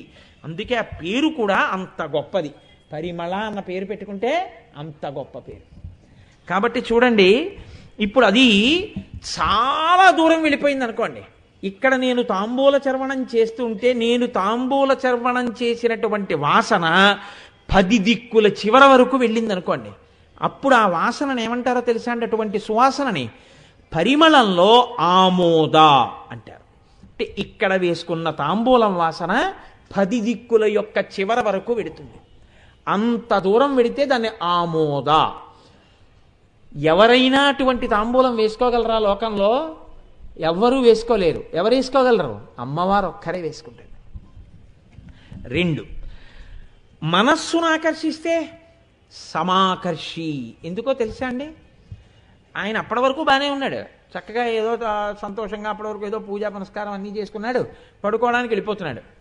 ఆవిడ తాంబూలం వేసుకుని ఎర్రటి నోటితో పడుకోవడానికి వెళ్ళిపోతుంది. ఈయన చూసి, బా హాయిగా అలా తాంబూలం వేసుకు పడుకుంటేటప్పటికి తెల్లవారేటప్పటికి కాస్త ఈ పళ్ళు చికాగ్గా లేకుండా హాయిగా ఉంటుందేమో అనిపించింది, నాకు కూడా ఓ తాంబూలం ఇవ్వోయ్ అన్నాడు. ఇప్పుడు ఈయన మనస్సుని ఆకర్షించింది ఆ తాంబూలం వాసన. అంటే ఎప్పుడు ఏదో కొద్ది దగ్గరలో ఉంటే ఆకర్షిస్తే, మనస్సుని రంగు చేత కాని వాసన చేత కాని యువతల వారి మనసుని అది ఆకర్షించగలిగితే సమాకర్షి కాదు. అది కేవలం ముక్కుకి మాత్రమే సుఖాన్నిస్తే సురభి. ఆరోగ్యానికో దేనికో మంచిదని చెప్పడానికి కుదరదేమో, లేదా అది ముక్కుకి మాత్రమే సుఖాన్ని ఇస్తుంది, చర్మణం చేయడానికి వీలు కానటువంటి స్థితి, అప్పుడు దాన్ని సురభి అని పిలుస్తారు. ఈ 3 స్థాయిలలో ఉండేటటువంటి సువాసన తాంబూలాంది ఏదుందో, అమ్మవారి తాంబూలాంది, ఈ 3 కలిపేస్తే పరిమళ. కాబట్టి ఇప్పుడు అమ్మవారి తాంబూలం 3 స్థాయిల్లో పనికొస్తుంది. అది ఆమోద. ఎక్కడున్న వాళ్ళు కూడా అలా చూస్తారు. అంటే దీంట్లో అర్థం ఏమిటో తెలుసా అండి? నీవు ఈ నామాన్ని విని పైన ఉన్నటువంటి కన్నులు మూత వేసి అమ్మవారు తాంబూల చర్వణం చేస్తున్న నోటిని ఇక్కడ ధ్యానం చెయ్యడం నీకు రాగలిగితే, ఎందుకని? నీ ఇంట్లో ఉన్న ఫోటో అమ్మవారు తాంబూలం వేసుకునుంది అని గుర్తుపట్టడానికి వీలైన రీతిలో ఉండదు. పెదవులు ఒక్కటే కనపడుతుంటాయి. పెదవులు అవి నవవిద్రుమ బింబ శ్రీన్యక్కారిరదనచ్చద, అవి ఎప్పుడు ఎర్రగానే ఉంటాయి. కాబట్టి నువ్వు తాంబూలం వేసుకుంటే ఎర్రగా ఉందని చెప్పడానికి లేదు. ఎప్పుడు తెలుస్తుంది తాంబూల చర్వణం చేసిందని? నోరు తెరిస్తే. ఉట్టి నోరు తెరిచి నేను ఎప్పుడో తాంబూలం వేసుకున్నానంటే ఇప్పుడు నీకు సువాసన ఏది? కాబట్టి ఇప్పుడు నువ్విక్కడ చూసినప్పుడు నీకు ఆవిడ తాంబూల చర్వణం చేస్తూ కనపడాలంటే నీవిక్కడ ధ్యానం చేస్తున్నప్పుడు కదులుతున్న అమ్మవారి నోరు దవడలు నీకు కనపడాలి. ఆవిడ ఇలా నవ్వులతో కనపడితే, ఆ నవ్వులుతున్నప్పుడు నవ్వుతూ ఆవిడ కూర్చుంటే, ఆవిడ నోరు పండి ఎర్రగా ఉంటే, అది నీకిక్కడ కనపడ్డం నిజమైతే, ఎక్కడో నువ్వు విన్నటువంటి విషయాన్ని ఇక్కడ నువ్వు అనుభవంలోకి తెచ్చుకుంటున్నావు. కాబట్టి ఇప్పుడు ఆమోద స్థాయిలోకి వచ్చావు. నువ్వు ఎక్కడ బ్రహ్మాండంలో 10 దిక్కులలో ఉన్నా దీన్ని ధ్యానం చేస్తావు. ధ్యానం చెయ్యగానే ఏమైంది? ముందు సురభి. నువ్వు ఇలా ధ్యానం చేస్తుంటే అక్కడ ఆవిడ ఉందా లేదా వదిలేయండి, ఆవిడ ఉంటుంది తప్పకుండా. మీరు ఇలా ధ్యానం చేస్తున్నప్పుడు తాంబూలపు వాసనలు ముక్కుకి తగులుతాయి. ఇప్పుడు ఒరే నిజంగా తాంబూలం వాసన వచ్చింది ఏమిటి అని కళ్ళు తెరిచేయకూడదు. అమ్మవారు తాంబూల చర్వణం చేస్తున్న వాసన నాసాపుటములతో ఆఘ్రాణించారు, నా తల్లి నోట్లోంచి వస్తున్న సువాసన అని. ఇప్పుడు 2వ స్థాయిలో మీ మనస్సు కూడా ఆకర్షింపబడిపోయింది. సువాసన చూడగానే ముక్కు పనిచేసింది అని చూస్తూ ఈ కన్నులు మూతపడే ఉన్నాయి. ఏ కంటితో చూస్తున్నారు మరి? అంతర్నేత్రంతో చూస్తున్నారు. అంతర్నేత్రంతో చూస్తున్నప్పుడు ఆవిడ ఇలా నవ్వులుతుంటే తెల్లటి పలువరస, ఎర్రటి పెదవులు, ఎర్రటి నాలుక, అమ్మవారి యొక్క దవడలు, లోపల ఉన్నటువంటి ఎర్రటి బుగ్గల భాగము, తమలపాకు యొక్క పిడచలు, మధ్య మధ్యలోది కర్పూర వీటికామోద సమాకర్ష దిగంతరా కనుక ఇంకా బాగా నవలకుండా ఉండడం చేత కనపడుతున్నటువంటి వక్క పలుకులు, ఎర్రటి నాలుక మీద తొందరగా మీకు కనపడేవేవి? తెల్లటి కర్పూర కళికలు, కర్పూరపు ముక్కలు, తునకలు నాలుక మీద అంటుంటే మీకు కనపడ్డాయి అనుకోండి. ఇలా మీకు కనపడిన ఉత్తర క్షణంలో మీరు అసలు ఆ నామము యొక్క ప్రయోజనమును ఇప్పుడే ఇక్కడే పొందేశారు. అలా పొందేస్తే ఏమొస్తుంది చెప్పలేం. ఈ ఒక్క నామానికి మాత్రం ఇది ప్రయోజనమని చెప్పగలనా? చెప్పలేను. ఏ ప్రయోజనం ఇస్తుంది? ఏ ప్రయోజనమైనా ఇచ్చేస్తుంది. భర్త అనారోగ్యంతో ఉన్నారు, అనారోగ్యం తగ్గిపోతుంది. కొడుకు ఉద్యోగం రావాలి, వచ్చేస్తుంది. నిరక్షర కుక్షి మహాకవి అయిపోతాడు. లోపలేదో కోరిక ఉంది, తీరిపోతుంది. అది ధర్మబద్ధం అయితే. అసలు అమ్మవారి నోరు చూడగానే కోరికలన్నీ ధర్మబద్ధం అయిపోతాయి. ఇప్పుడు ఏ కోరికలైనా తీరిపోతాయి. ఏ కోరిక తీరుతుందని నేను చెప్పడం కుదురుతుంది? కుదరదలాగా. కాబట్టి తాంబూల ప్రసాద ఇక్కడ చూసి వేసుకున్నది. ఇక్కడ చూసి ఆ నోటిని చూడగలిగితే నువ్వు అలా చూసిన ఉత్తర క్షణంలో ఆవిడ ఏం చేస్తుందో తెలుసా? నువ్విక్కడ అలా చూడ్డం నీకొస్తే ఆవిడ తల్లి, ఆవిడ ఉండలేక తాంబూలపు పిడచ నీ నోట్లో పెట్టేస్తుంది. అంతే, పూర్తయిపోయి. ఆవిడ నోట్లో తాంబూలం నువ్వు పుచ్చుకోగలవు, మిగిలింది ఆవిడ దృష్టిపాతం చేత ప్రసాదం పుచ్చుకోగలవు. ఎంత గొప్ప అమ్మైనా కొడుకు అమ్మ దగ్గరికి వచ్చి ఇలా అమ్మ కూర్చుంటే తొడల మీద చెయ్యేసి అమ్మ అమ్మ నోరేంటమ్మా ఎర్రగా అంటే ఉండలేక నోట్లోకి తాంబూలపు పిడచ పెడుతోంది. అమ్మవారు తాంబూల చర్వణం చేసిన నోటిని నువ్వు చూడగలవా? ధ్యానంలో చూడగలిగితే నీ నోట్లో కూడా తాంబూలపు పిడచ వచ్చి తీరుతుంది. వచ్చిందలాగా. నిన్నటి రోజునే మీకు చెప్పాను, అఖిలాండేశ్వరి దేవాలయంలో కాలమేఘం పొందాడు, మూకశంకరులు పొందారు, కాళిదాసాదులు పొందారు. ఎందరో అమ్మవారి యొక్క తాంబూలపు పిడసల్ని వాళ్ళు తిన్నారు. దానిని కనీసంలో కనీసం అనుభవం ఏమిటంటే అమ్మవారి దగ్గర పెట్టిన తాంబూలం తీసి నువ్వు తింటావు. ఇలా తినగా తినగా తినగా ఎప్పుడో అప్పుడు హఠాత్తుగా నీకు అలా దర్శనం చేసే యోగ్యత అమ్మవారి ఇచ్చేస్తుంది. కాబట్టి అలాంటి తాంబూలం వేసుకోకుండా సుమంగళుడు ఉండకూడదు. ఆవిడ సౌమాంగాల్యానికి గుర్తుగా ఆవిడ ఆ తాంబూల చర్వణం చేస్తోంది. నువ్వు కూడా తాంబూల ప్రసాదాన్ని తీసుకుని వేసుకోవలసి ఉంటుంది. ప్రతిరోజు తాంబూల చర్వణం చెయ్యవలసిందే సుమంగళి. అది ఆవిడ హక్కు అండి, ఆవిడ అధికారం అది. కనుక చూడండి, ఇప్పుడు ఎంత రహస్యమా నామంలో ఉంది అంటే ఇంత అంత అని దానికి హద్దు చెప్పడం కుదరదు. నువ్వు ఎన్ని రోజులు చెప్పినా ఏ నామము యొక్క గొప్పతనాన్ని చెప్పడం నీ యొక్క వాక్కులకు కుదరదో అటువంటి నామం లలితా సహస్రంలో ఏదైనా ఉంటే అది ఈ ఒక్క నామమే. నన్ను మీరు నమ్మగలిగితే కర్పూర వీటికామోద సమాకర్ష దిగంతర అన్న నామానికి ఫలితాన్ని మీరు చెప్పడం కుదరదు. ఎందుకని? లోకంలో ఎక్కడెక్కడ మహాపురుషులున్నారని మీరు అనుకుంటున్నారో వాళ్ళందరూ బయట మీకు దొరకకపోవచ్చు. ధ్యానంలో తాంబూల చర్వణం చూసి అమ్మవారి నోటి పిడచ తినడం వల్ల అలా అయిన వారే. ఇప్పుడు మీరు పేర్లు చెప్పుకోండి అంతే. అగస్త్యుడు తిన్నాడు, వశిష్ఠుడు తిన్నాడు, గౌతముడు తిన్నాడు, అత్రి తిన్నాడు, అనసూయ తింది. అమ్మవారి యొక్క తాంబూల ప్రసాదము చేతనే వీరందరూ ఇంతవారైనారు అంతే. ఆయన కలెక్టర్ గారండి అన్నారు అనుకోండి, ఆయన ఐఏఎస్ చదివారండి అని మీరు అడగకూడదు. ఆయన కలెక్టర్ గారండి అంటే ఐఏఎస్ చదివేశారు. అలాగే ఆయన అంతవాడయ్యాడండి, ఖచ్చితంగా అమ్మవారి తాంబూలపు పిడత తిన్నాడు, అదే గుర్తు. లేకపోతే ఆ శక్తి రాదు. తాంబూల ప్రసాదమును తీసుకున్నాడా లేదా ఆయన శక్తి చేత ప్రకటనమైపోతూ ఉంటుంది, ఆయన భక్తి చేత ప్రకటనమైపోతూ ఉంటుంది. ఇది గుర్తురా అబ్బాయి. అంత స్థితినిస్తుంది అమ్మవారు. ఒక్కొక్క తల్లి మహాపతివ్రత అయిపోయి సూర్యోదయ సూర్యాస్తమయాల్ని కూడా శాసించేస్తుంది. కరువు కాటకాల్లో ఉన్న చోట పంటలు పండించేస్తుంది అనసూయమ్మ. ఎక్కడదా శక్తి? ఆవిడే చెప్పుకుంది, అమ్మవారి ఉపాసన. ఆ ఉపాసనలో తాంబూల ప్రసాదం తింటుంది. ఆ నోటిని నువ్వు చూడగలవా? నేను బిడ్డనన్న భావన నీకుంటే చాలు, ఇంకేమీ అక్కర్లా.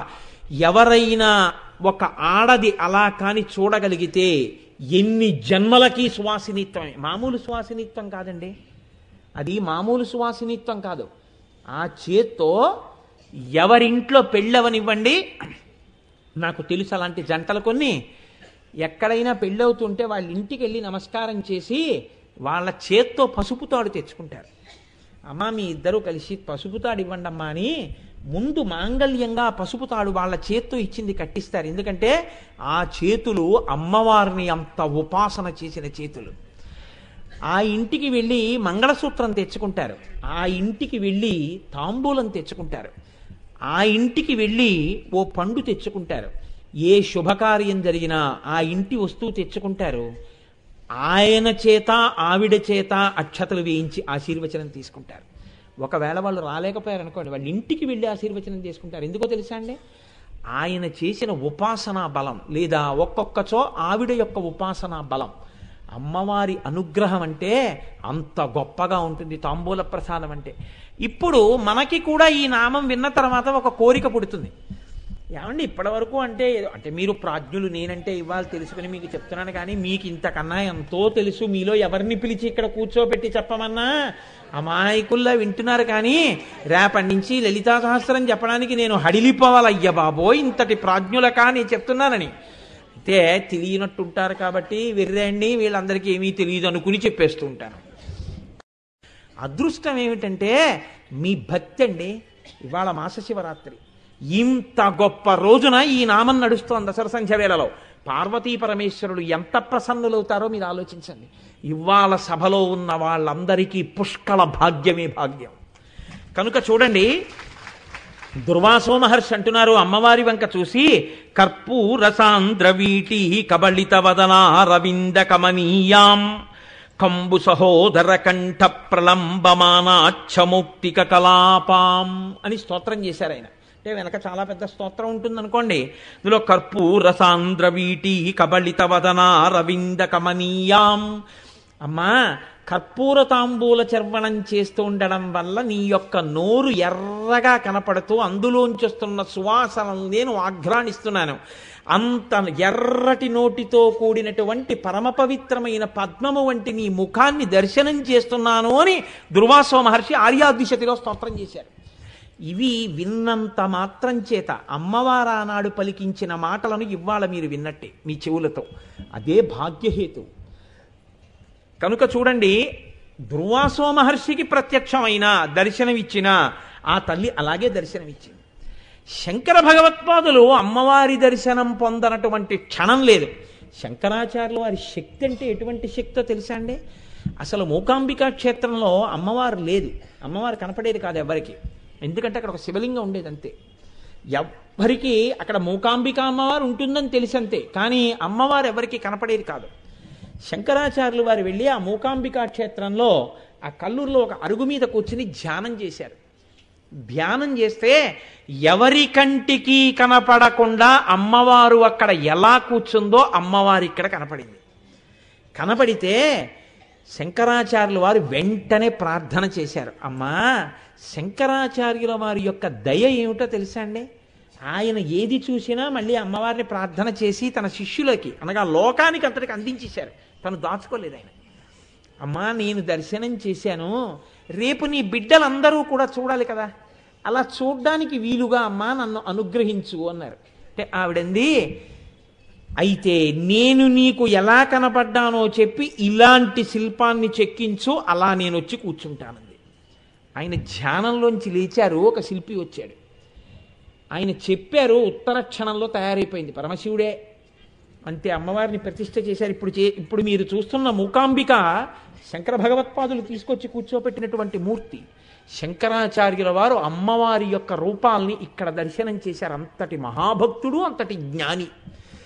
ఆ శంకర భగవత్పాదులు ఒక ప్రయత్నం చేస్తున్నారు. వీళ్ళకి ఒక్కసారి తాంబూల చర్వణం చేస్తున్న అమ్మవారి నోరు చూపించాలి అనుకున్నారు. వీళ్ళు చూసిన, ఒక్కసారి విన్న, జ్ఞాపకం పెట్టుకున్న వీళ్ళు తరించిపోతారు. కాబట్టి ఆయన ఒక గొప్ప సన్నివేశాన్ని రూపకల్పన చేశారు. మామూలుగా శ్లోకరచన అంటే అన్నీ ఒక్కలా ఉండవండి. శంకరాచార్యులు వారి శ్లోకాలు ఒక్కొక్క చోట ఆయన ఏం చేస్తారంటే ఒక నాటకీయమైన సన్నివేశాన్ని చిత్రీకరిస్తారు. అప్పుడు మీకు ఎలా ఉంటుందంటే శ్లోకం చదువుకుని శ్లోకార్థం వింటున్నట్టు ఉండదు, మీరు నాటకం చూస్తున్నట్టు ఉంటుంది. ఆ శ్లోకంలో ఆయన అంటారు, రణీజిత్వా దైత్యానపహృత శిరస్త్రైః కవచిభిః నివృత్యై చండాంశస్త్రిపురహర నిర్మాల్య విముఖైః విశాఖేంద్రోపేంద్రో శశి విసిత కర్పూర శకలాః విలీయంతే మాతస్తవ వదన తాంబూల కబళాః. నిజానికి కనీసం ఈ ఒక్క శ్లోకం పిల్లలకి రావాలి. ఈ ఒక్క శ్లోకం పిల్లలకు వచ్చి ఎక్కడికి వెళ్ళినా వాళ్ళు ఈ శ్లోకం చదువుకుని ఒరే అమ్మవారు తాంబూలం వేసుకున్నట్టు చూడడం నేర్చుకోరా అని మీరు ఈ శ్లోకం నేర్పితే ఏ గుడికి వెళ్ళినా పిల్లలు ఈ శ్లోకం చదువుకోవడం వస్తే వాళ్ళు మహావిద్వాంసులు అయిపోతారు ఎప్పుడప్పుడు. కాబట్టి చూడండి, ఆయన అంటారు రణీజిత్వా దైత్యానపహృత శిరస్త్రైః కవచిభిః. నివృత్యై చండాంశ త్రిపురహర నిర్మాల్య విముఖై విశాఖేంద్రోపేంద్రో. ఇక్కడికి రావాలి. ఆ నాటకం అర్థం కావాలంటే మీరు 3వ పాదంలోకి రావాలి. అమ్మవారి యొక్క మణిద్వీపం, బ్రహ్మాండమైనటువంటి అంతఃపురం. ఇప్పుడు అమ్మవారు ఏం చేస్తోంది మీకు తెలియదు, అందులో ఇప్పటిదాకా ఎక్కడా లేదు. కానీ ఒక్క మాట చెప్తున్నారు, ఎవరు వచ్చారు ఆ సౌధంలోకి అంటే విశాఖేంద్రోపేంద్రో. విశాఖుడు, ఇంద్రుడు, ఉపేంద్రుడు ముగ్గురు వచ్చారు. ఇందులో మీరు బాగా ఆలోచించండి. ఇప్పుడు ఈ ముగ్గురు ఎలా వస్తున్నారు? రణేజిత్వా దైత్యా, వాళ్ళు శత్రువుల్ని గెలిచారు. గెలిచి సంతోషంతో పరిగెత్తుకుంటూ వచ్చేస్తున్నారు. పిల్లాడు ఆ రోజున మార్కులు ఇస్తారనుకోలేదు. పిల్లాడు స్కూల్కి వెళ్ళాడు, ఫస్ట్ ఇన్ క్లాస్, ఎర్ర బ్యాడ్జ్ ఇచ్చారు. 98% వాడికే క్లాస్ ఫస్ట్ వచ్చింది. ఇప్పుడు వాడది ఎవరికి చెప్పాలి? నాన్నగారు ఉండరు ఇంట్లో ఆ టైంలో, అమ్మకి చెప్పాలి. వాడు పరిగెత్తుకుంటూ ఇంటికి వచ్చేస్తుంటాడు. చిన్నపిల్లాడు, ఇంకా 3వ క్లాస్ చదువుకుంటున్నాడు. వాడు ఇంటికి వచ్చేయగానే ఏం చేస్తాడంటే బ్యాగ్ వెనకాల తగిలించేసి ఉంటుంది, బూట్లేసి ఉంటాయి. దుర్గాదేవి మేడంకి బాగా తెలుసు. ఇప్పుడు వాడు ఏం చేస్తాడంటే గబగబా ఈ కాల్ని కాలుతో తొక్కి, ఈ కాల్ని కాలుతో తొక్క 2 బూట్లు వదిలేస్తాడు. ఈ బూట్ ఎక్కడ పడిపోతుంది, ఆ బూట్ ఎక్కడ పడిపోతుంది. ఈ బ్యాగుని చేతులు ఇలా తీసేసి ఠామ్ అని చాకలి మూట్లా కింద పారేస్తాడు. ఏది మాత్రం ఇప్పడు వాడు? సాక్స్ ఇప్పడం. ఎందుకని? సాక్స్ ఇప్పుకోవాలంటే వాడు స్థిమితంగా కూర్చోవాలి. ఆ వేసుకున్న ప్యాంటో ఏదో నిక్కర్ అయితే పైకి తీసుకోక్కర్లేదు అనుకోండి, ఆ 2 బొటన వేళ్లతోటి ఆ సాక్స్ కిందకి లాగి ఈ కాలి మడమ దగ్గర నుంచి అది ఒక పట్టాన ఊడదు, దాన్ని ఊడదీయాలి. ఊడదీసి 2 తీసో పక్కన పెట్టాలి, పెట్టి లోపలికి రావాలి. వాడు అమ్మకి శుభవార్త చెప్పేసే సంతోషంలో ఉన్నాడు. చెప్పులతో రావద్దంటుంది అమ్మ. అందుకని వాడు ఏం చేస్తున్నాడు, బూట్లు మాత్రం ఇలా ఈ కాలుతో తొక్కి విప్పేశాడు. ఇటోటి పడిపోయింది, అటోటి పడిపోయింది. అమ్మా అమ్మా అంటే పరిగెత్తుకుంటూ లోపలికి వచ్చేసాడు. అలా లోపలికి వచ్చేసేయడం ఎందుకు వచ్చేస్తున్నాడు వాడు? వాడికి ఫస్ట్ మార్క్ వచ్చేసింది, అది వాడి సంతోషం. ఇప్పుడు వాడు అమ్మకి చెప్పేయాలి, అందుకని వచ్చేస్తున్నాడు వాడు. వాడు ఎప్పుడు వచ్చాడు? లంచ్ బ్రేక్లో వచ్చాడు. వాడు అన్నం తినడానికి వచ్చాడు. వాడికి ఇప్పుడు అన్నం తినడం ప్రధానం కాదు, ముందు అమ్మకి చెప్పేయాలి ఈ మాట. అలా వచ్చేస్తున్నారు. ఎవరు వచ్చేస్తున్నారు? విశాఖేంద్రోపేంద్రో. ఇది శంకరాచార్యుల వారి యొక్క కమనీయ కావ్యం. విశాఖుడు వస్తున్నాడు, ఇంద్రుడు వస్తున్నాడు, ఉపేంద్రుడు వస్తున్నాడు. ఇక్కడ మళ్ళీ యుద్ధానికి వెళ్ళినటువంటి వాళ్ళని ఏ ప్రోటోకాల్లో చెప్పాలో, ఏ మర్యాదలో చెప్పాలో ఆ మర్యాదలో చెప్పారు. మీకు మామూలుగా లోకంలో చూస్తే విశాఖ అంటే సుబ్రహ్మణ్యేశ్వర స్వామి, ఇంద్రుడు, ఉపేంద్రో శ్రీ మహావిష్ణువు. శ్రీ మహావిష్ణువుని ముందు చెప్పాలా, శ్రీ మహావిష్ణువుని వెనక్కి చెప్పాలా? ముందుకి చెప్పకుండా వెనక్కి చెప్పారు ఆయన. మరి శంకరాచార్యులు వారి శ్లోకంలో యతి ప్రాస సరిపోతుందని చెప్పారా, గణాలు సరిపోతాయని? అలా ఉండదే. శంకరాచార్యులు వారి యొక్క కవిత్వం అంటే ఆయన ఎలా కావాలంటే అలా పడుతుంది. మహానుభావుడు ఆయన, సదాశివుడు ఆయనకి యతి గణాలు ఏమిటండి? మరి అటువంటి వారు పరిగెత్తుకుని లోపలికొచ్చి జయాన్ని గురించి చెప్పడానికి వచ్చేటప్పుడు ఎవరు ముందు అగ్రగణ్యుడో యుద్ధంలో వాడి పేరు ముందు చెప్పాలి. Commander in chief of the armed forces ఎవరు? దేవసైన్యానికి అధ్యక్షుడు ఎవరు? సుబ్రహ్మణ్యేశ్వర స్వామి. ఆయన దేవసైన్యానికి అధ్యక్షుడు. ఇప్పుడు గెలిచింది ఎవరు? దేవసైన్యం గెలిచింది, రాక్షస సైన్యం ఓడిపోయింది. కాబట్టి ముందెవరి పేరు చెప్పాలి? సైన్యాధిపతి పేరు చెప్పాలి. అందుకని విశాఖ. ఏ సుబ్రహ్మణ్యుడు అనొచ్చుగా, విశాఖ అన్న పేరు ఎందుకన్నారు? ఆ పేరు అనకుండా విశాఖ అన్న పేరు నిజానికి పైకి కనపడని పేరు శాస్త్రంలో, తెలుసా అండి? విశాఖుడు అన్న పేరు సుబ్రహ్మణ్యుడికి ఎప్పుడు ఉంటుందంటే, ఒక చెట్టు ఎండిపోయి ఉందనుకోండి, ఇప్పుడు అపర్ణ, ఆకులు లేవు, ఆకులు లేనితనం అమ్మవారు. స్థాణు, కదలకుండా ఉండిపోయిన ఆ చెట్టుగా పరమశివుడు. విశాఖ, కొమ్మలు లేనితనం సుబ్రహ్మణ్యుడు. ఎండిపోయిన చెట్టులో పరమశివుణ్ణి చూస్తే పరమశివుడు కుటుంబాన్ని మీకు విశాఖుడిగా కనిపిస్తాడు. ఆయన గెలిచి వచ్చిన వాడు ఎండిపోయిన చెట్టులో కొమ్మలు లేనివాడిగా ఎలా ఉంటాడు? సంతోషంతో ఉంటాడు. మరి శంకరాచార్యులు వారు ఆయనకి చాలా పేర్లు ఉన్నాయిగా. కుమార, షణ్ముఖ, అన్ని ముఖాలతో యుద్ధం చేశాడని షణ్ముఖ అన్న పేరు వేయచ్చుగా. ఇవన్నీ మానేసి విశాఖ అన్న పేరు ఎలా వేశారు? శంకరాచార్యులు వారు వేశారంటే, అబ్బా అదేదో అక్కడ అయితే బాగుంటుందండి, సరిపోతుందండి, అందుకని వేశారండి అందాం అనుకున్నారనుకోండి. విశాఖ అన్నప్పుడు మీకు అక్కడ ఎలా ఉందో అలాగే కుమార అన్నా సరిపోతుంది. కానీ మరి ఎందుకు వేయలేదు శంకరాచార్యులు వారు? విశాఖ అని ఎందుకన్నారు? విశాఖేంద్రోపేంద్రో ఎందుకనాలి? ఎందుకనాలమ్మా? ఒక్క విశాఖ అన్న పేరుతోనే ఎందుకు పిలవాలి అప్పుడు? అంటే మీరు మహాభారతాన్ని పరిశీలన చేయాలి. అప్పుడు ఎందుకు శంకరాచార్యుల వారు ఈ పేరు వేశారు? శంకరుల శ్లోకాలు మీతో ధ్యానం చేయిస్తాయి. ఇక్కడ సుబ్రహ్మణ్యుడి పేరు పిలిచేటప్పుడు శంకరులు విశాఖ అన్న పేరు ఎందుకు వేశారు అంటే, మహాభారతంలో సుబ్రహ్మణ్యేశ్వర స్వామి వారి పుట్టుకను గురించి ఒక రహస్యం చెప్పారు. తతో భవచ్చతుర్మూర్తి క్షణేన భగవాన్ ప్రభు స్కందో విశాఖ శాఖశ్చ నైగమేశ్చ పృష్ఠతః అని. ఆయన అగ్నిహోత్రంలోంచి పుట్టి పైకి రాగానే ఆయనే నలుగురుగా మారాట ఒకసారి దర్శనమివ్వడానికి. ఈ నలుగురుగా మారినప్పుడు మొట్టమొదట స్కందః అన్న మూర్తిగా కనిపించాడు. విశాఖ విశాఖుడిగా రెండో పేరుతో కనబడ్డాడు. శాకశ్చ శాకుడన్న పేరుతో మూడో వడిగా కనబడ్డాడు. నైగమేశ్చ నైగమేశుడన్న పేరుతో నాలుగో పేరుతో కనబడ్డాడు. ఒక్కడు నలుగురిగా కనబడ్డాడు. ఒక్కడు నలుగురిగా కనబడ్డాడని మహాభారతం చెప్తోంది సుబ్రహ్మణ్యేశ్వర స్వామి వారి పేర్లలో. యుద్ధంలో ఒక్కడైనటువంటి సుబ్రహ్మణ్యుడు యుద్ధం చేస్తుంటే సర్వసైన్యాధిపతి దేవతల పక్షాన ఒరే ఒక్కడ చతురంగ బలాలు ఆయనే అయిపోయాడు. అలా నడిపించాడు. చతురంగ బలాలు ఎవరి యొక్క హుకుంకి, ఎవరిచ్చిన ప్రోత్సాహానికి నడుస్తాయంటే సర్వసైన్యాధిపతి చెప్పినటువంటి ప్రోత్సాహక వాక్యాలకు పరిగెడతాయి. ఒరే శత్రువుల్ని చంపడం ఎంతసేపురా, నేనున్నాను, ఏం పర్వాలేదు, పరిగెత్తండి అంటే గజ తురగ పదాతి సైన్యాలన్నీ ముందుకు పరిగెడతాయి. 4 రకాలైనటువంటి చతురంగ బలాల్ని 4 రూపాలతో తానే అయి నడిపింపచేసి విజయాన్ని సాధించగలిగిన వాడు. అందుకని ఆయన 4 పేర్లలో 4గా కనపడ్డారని మహాభారతంలో ఏ రహస్యం చెప్పిందో అందులో ఉన్నటువంటి పేరుని తీసుకొచ్చి ఇక్కడ పెట్టుకున్నారు. అందుకని విశాఖేంద్రోపేంద్రో. విశాఖుడి పక్కన ఎవరుంటారు? ఎవరి కోసం యుద్ధం చేస్తున్నాడు? దేవసైన్యాన్ని అంతా గెలిస్తే ఇప్పుడు ఎవరి పదవి నిలబడుతుంది అక్కడ? ఇంద్రుడిగా. ఇంద్రుడికి పదవి నిలబడుతుంది. కాబట్టి సర్వసైన్యాధిపతిని రక్షించుకుని ఆయన వల్ల అనుగ్రహం పొందాలని ఎప్పుడూ విశాఖుడి పక్కన ఎవరుంటారు? ఇంద్రుడు ఉంటాడు.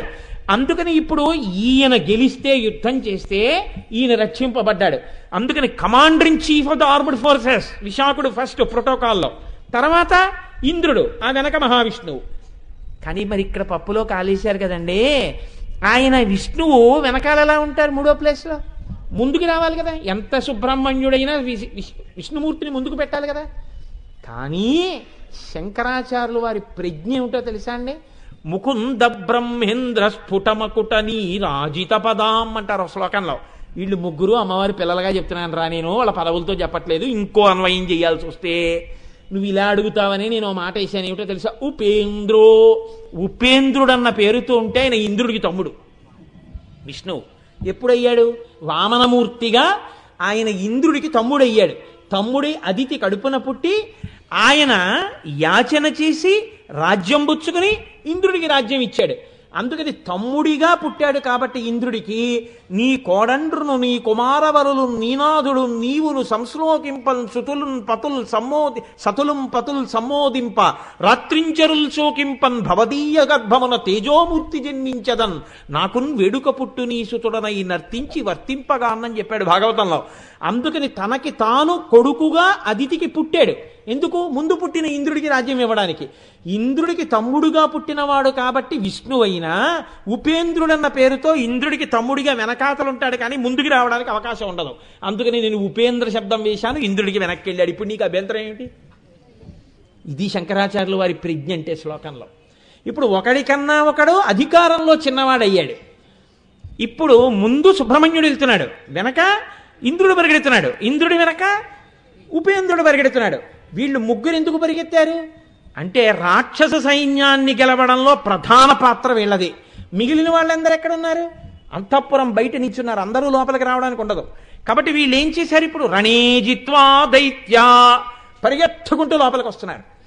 పరిగెత్తుకుంటూ లోపలికి వస్తున్నప్పుడు ఫస్ట్ మార్క్ వచ్చిన పిల్లాడు బూట్లు 2 కాళ్లతో తొక్కేసి వదిలేసినట్టే, అమ్మ బాబోయ్ మా అమ్మగారి దగ్గరికి నాన్నగారి దగ్గరికి ఇలా వెళ్ళిపోవడమే, వెళ్ళకూడదు. చంద్రశేఖర పరమాచార్యుల వారు అక్కడ కూర్చుని ఉన్నారని తెలిసిందనుకోండి, నేను ఇలా వెళ్ళకూడదు. వెంటనే నన్ను నా లాల్చీ నా బనీను విప్పేసి నా ఉత్తరీయం తీసి నేను నడువుకి ముడి వేసుకుని వెళ్ళి ఆయన ముందు ప్రణిపాతం చెయ్యాలి. అంతేకాని నేను పైన లాల్చీ వేసుకుని బనీని వేసుకుని వెళ్ళి చంద్రశేఖర పరమాచార్యుల వారికి నమస్కారం చేయకూడదు. వెంటనే ఇవన్నీ తీసేయాలి, తీసేసి వెళ్ళాలి.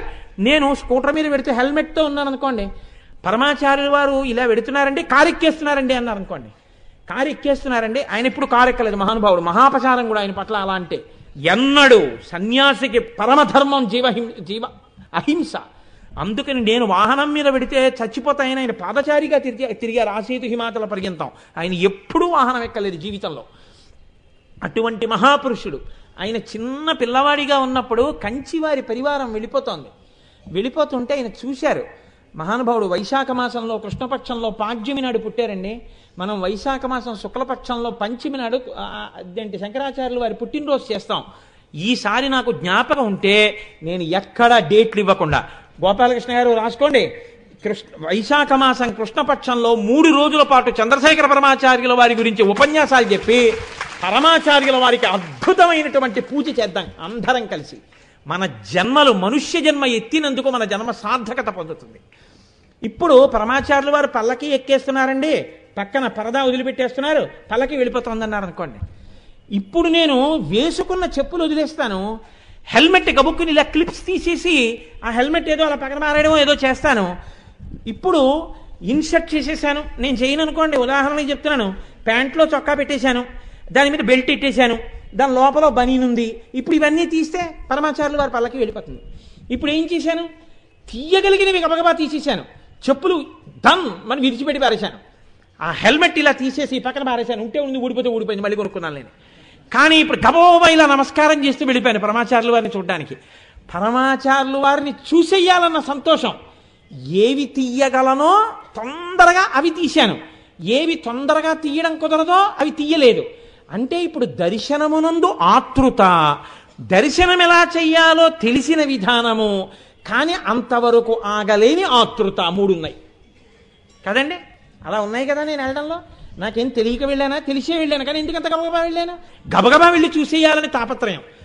ఈ వస్తున్న వాళ్ళు ఎలా వస్తున్నారు, గబగబా వెళ్ళి చెప్పేయాలి, అమ్మ గెలిచేసామమ్మా, నాన్నగారండి గెలిచేసామండి, దేవసైన్యాలు గెలిచేసాయండి అని చెప్పేసుకోవాలి. అందుకని ఇప్పుడు గబగబా లోపలికి పరిగెడుతున్నారు. ఎలా పరిగెడుతున్నారు, రణీజిత్వా దైత్యా నపహృత శిరస్త్రై, అలా పరిగెడుతున్నప్పుడు గుర్తొచ్చింది, ఉరే మనం తలల మీద ఎవరైనా యుద్ధం చేసేటప్పుడు బాణాలు వేస్తే తగలకుండా ఉండడం కోసమని తల మీద బ్రహ్మాండమైనటువంటి రక్షణ కవచాలు పెట్టుకున్నాం, టోపీలు లాంటివి పెట్టుకున్నాం. ఇప్పుడు అవి తీసేయాలి. అందుకని శిరస్త్రై, తల మీద ఉన్నటువంటివి తీసేసి పక్కన పెట్టేశారు. పెట్టేసి 3 పరిగెత్తుకెడుతున్నారు. కవచిభిహి, కవచాలు ఉన్నాయి, కవచాలు తీయలేదు. ఎందుకు తీయలేదు అంటే కవచం అంత తేలికగా ఉండదు యుద్ధంలో వాడే కవచం. కవచానికి ఇనప స్క్రూస్ ఉంటాయి, దాన్ని చాలా జాగ్రత్తగా దగ్గరగా వేసుకుని ఆ కన్నంలోకి ఆ బోల్ట్ పైకి వచ్చేటట్టుగా పెట్టి దాన్ని ఇలా తిప్పేస్తారు. తిప్పేస్తే లేకపోతే ఆ కవచం కానీ పిట్లిపోయింది అనుకోండి, ఊడిపోయింది అనుకోండి, కవచం ఎక్కడనో చొక్కా గుండి ఊడిపోతేనే అమర్యాదగా ఉంటుంది. కవచం కానీ ఊడింది అనుకోండి గుండెల మీద, అక్కడ ఒక్క ఖడ్గప్రహారం పడింది అనుకోండి ప్రాణం పోతుంది. ఎంత యుద్ధం చేస్తున్నా కవచం ఊడిపోకూడదు. అందుకని దాన్ని మరలు పెట్టి బిగించేస్తారు గట్టిగా, దాన్ని మళ్ళీ ప్రశాంతంగా విప్పుకోవాలి వచ్చి. అందుకని ఇప్పుడు దానికి బాగా తిప్పేశారు, ఇదంతా ఇన్ని గుండీలో కోటుకున్నట్టు. అందుకని ఇవన్నీ తిప్పేశారు. ఇప్పుడు ఇవన్నీ తిప్పి తిప్పి తిప్పి తిప్పి తిప్పి తిప్పి ఆ కవచం విప్పుకోవాలంటే చాలా సమయం పడుతుంది. అంత ఓపిక లేదు. అమ్మకి చెప్పాలి, వెళ్ళి నాన్నగారికి చెప్పాలి, నాన్నగారండి మేము గెలిచాను నాన్నగారండి అని చెప్పాలి. ఇప్పుడు వాళ్ళు అలిసిపోయి ఉన్నారా లేదా, అలిసిపోయి ఉన్నారు. ఆకలిస్తోందా లేదా, ఆకలిస్తోంది. వాళ్ళు పరిగెత్తుకుంటూ లోపలికి వచ్చారు. ఎలా వచ్చారు, రణీజిత్వా దైత్యానపహృత శిరస్త్రై కవచిభిహి, కవచాలతో వచ్చేశారు.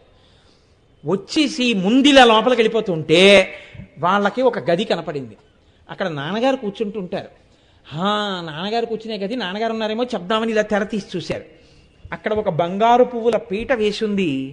బంగారు పువ్వుల పీట ముందు ఒక పెద్ద అరిటాకు వేసింది. అరిటాకులో భోజనం చేసేసిన గుర్తుంది.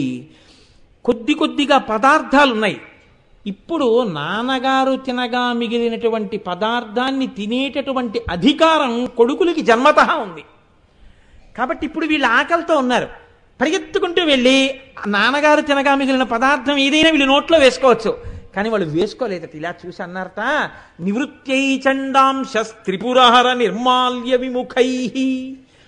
మా నాన్నగారు ఏదైనా తింటే అందులో మిగిలినది ఎవరూ తమంత తాముగా తినకూడదు, అది చండీశ్వరుడికి దక్కుతుంది. కాబట్టి ఇది మేం తినకూడదని వాళ్ళ తెర వేసేసి వెళ్ళిపోతున్నారు. అంటే మీకు ఏమర్థమవుతుంది ఇందులో? ఇది శంకరాచార్యుల వారి ప్రజ్ఞ. శివుడు ఎంతటి వాడంటే తన బిడ్డలకు దక్కవలసిన అధికారాన్ని తీసేసి భక్తితో ఉన్నటువంటి మనలా పుట్టినటువంటి ఓ పిల్లాడికి ఇచ్చేశాడు. అందుకే శివ కుటుంబంలో ఎంతమంది అంటే 5 చండీశ్వరుడితో కలిసి. చండీశ్వరుడు ఎప్పుడు శివుడి పక్కన ఉంటాడు. వినాయకుడిని సుబ్రహ్మణ్యుణ్ణి అయినా పెట్టుకోడేమో కానీ చండీశ్వరుణ్ణి మాత్రం పెట్టుకుంటాడు. ఎందుకు?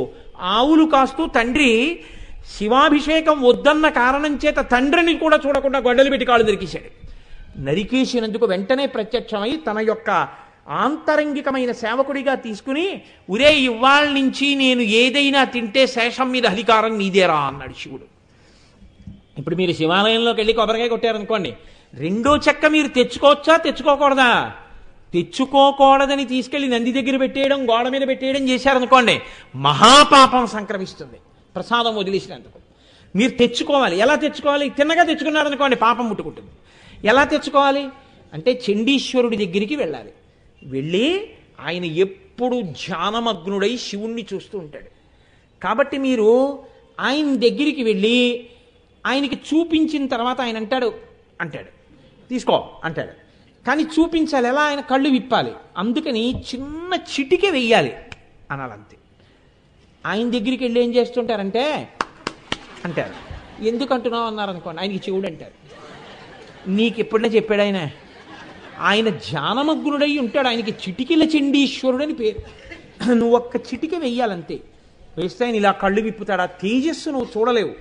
అందుకే చండీశ్వరుడికి అభిముఖంగా నిలబడేటట్టుగా ఉండవు గుళ్ళు.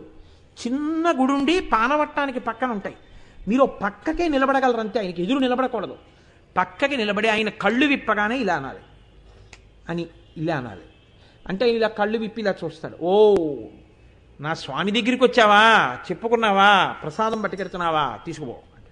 ఇప్పుడు ఆయన తీసుకెళ్ళిపోమన్నారు. ఆయన ఎప్పుడు ఇక్కడ పెట్టే నేను తినేస్తాను అనరు. ఇప్పుడు మీరు ఇది పట్టుకుని ఇంటికి వెళ్ళారనుకోండి, పూర్ణ ఫలితం వస్తుంది. ఆ కొబ్బరి ప్రసాదం మీరు నోట్లో వేసుకుంటే మీకు, మీ బిడ్డలకి, అందరికీ ఆ పార్వతీ పరమేశ్వరుల యొక్క అనుగ్రహం. అంతేగాని శివాలయంలో కొబ్బరి చెక్క ఇంటికి పట్టుకెళ్ళకూడదంటే గోడ మీద పెట్టి వెళ్ళిపోయారు అనుకోండి, వెళ్ళిపోతే ప్రసాద తిరస్కారం చేసినందుకు పాపం మీ ఖాతాలో పడుతుంది. కాబట్టి పట్టుకెళ్ళాలి. ఎలా పట్టుకెళ్ళాలి? చండీశ్వరుడికి చెప్పి పట్టుకెళ్ళాలి. ఇప్పుడు చండీశ్వరుడిని పిలిచి, చండీశ్వరుడు ఆకలిగా ఉంది, కొంచెం మా నాన్నగారి విస్తట్లోని మేము తినమా అని అడగడానికి వీళ్ళు ఎప్పుడు శుభవార్త చెప్దామా అని ఉన్నారు. ఇప్పుడు నాన్నగారు భోజనం చేసేసిన విస్తరి కనపడుతోంది. అంటే నాన్నగారు ఏం చేస్తున్నట్టు? భోజనం అయిపోయింది కాబట్టి లౌకిక మర్యాదలో ఆయన కాస్త విశ్రాంతి తీసుకుంటున్నట్టు లెక్క. ఇప్పుడు నాన్నగారి దగ్గరికి వెళ్ళి నాన్నగారండి అని లేపేయచ్చా? లేపేయకూడదు. కాబట్టి ఇప్పుడు నాన్నగారు ముందు భోజనం చేసి ఉన్నారు ఆ ఇంట్లో అంటే అమ్మ భోజనం చేసిందా చేయలేదా చెప్పడం కుదరదు. ఎందుకు కుదరదు? ఈయనప్పటికి భోజనం చేసి చాలాసేపు అయిపోయి ఉంటే ఆవిడ భోజనం అయిపోయి ఉంటుంది. ఈ విస్తరి ఇంకా ఇక్కడ అలా లేదనుకోండి, ఆవిడ భోజనం చేయదు. ఎందుకు చేయదో తెలుసా అండి? ఆవిడ మహాపతివ్రత. భర్తకి పెట్టి ఆవిడ తింటుంది. పైగా ఆవిడలా మహాపతివ్రతగా ఉండడం చాలా కష్టం. ఎందుకో తెలుసా అండి? అంత తింగర భర్త.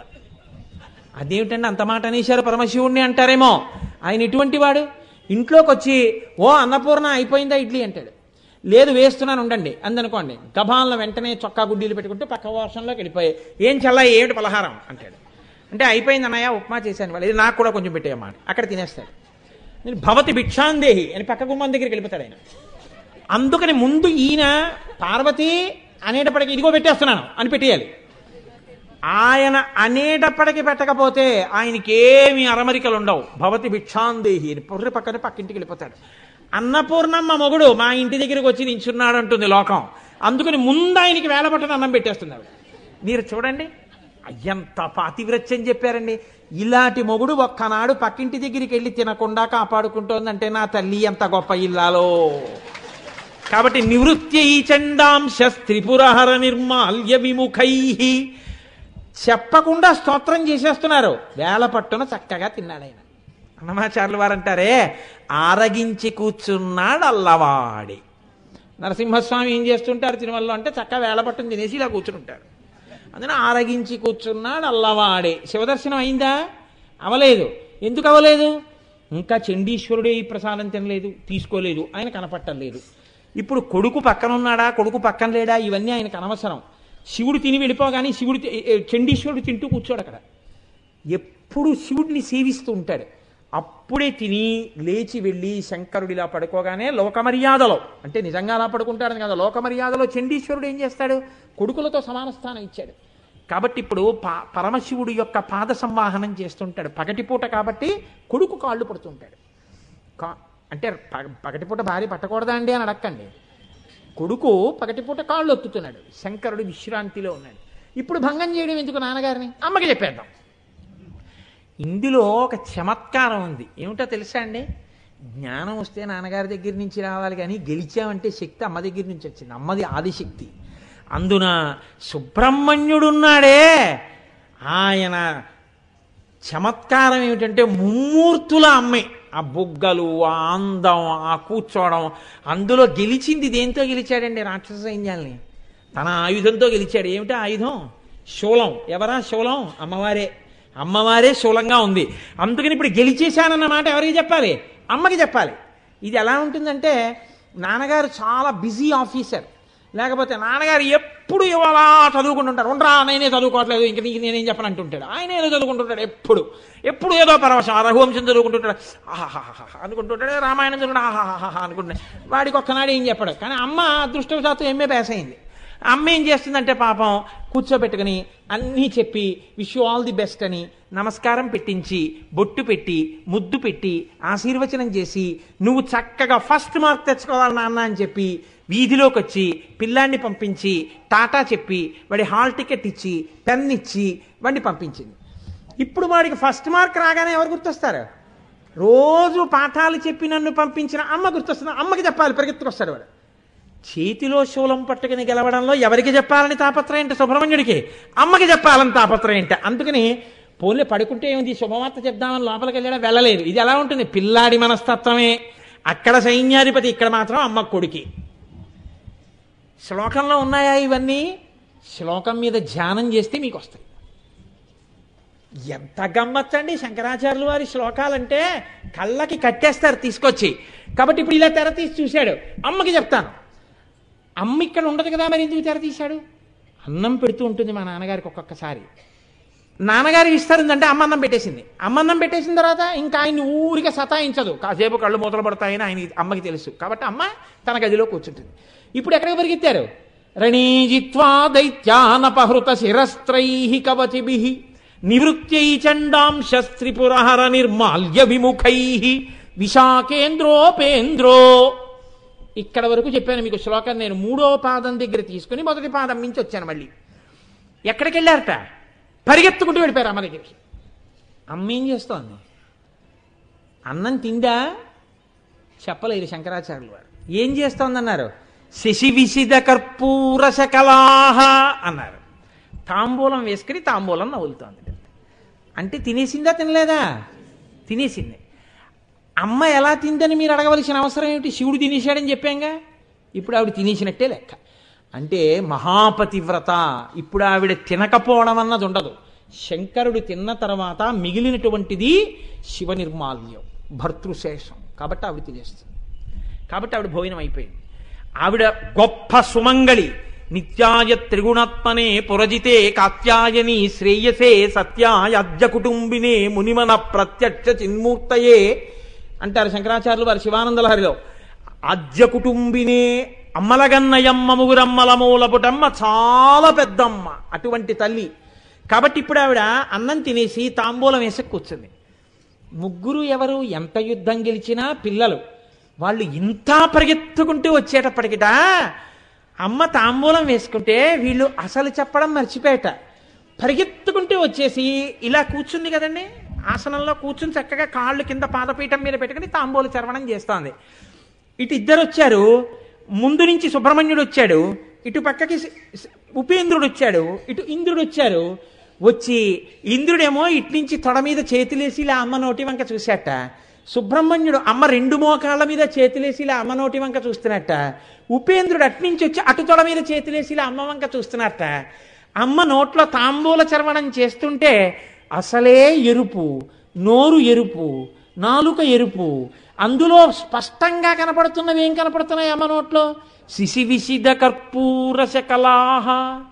చంద్రుడు ఎలా ఉంటాడో అలా ఎర్రటి నాలుక మీద తెల్లటి కర్పూరపు తునకలు కనపడుతున్నాయిట.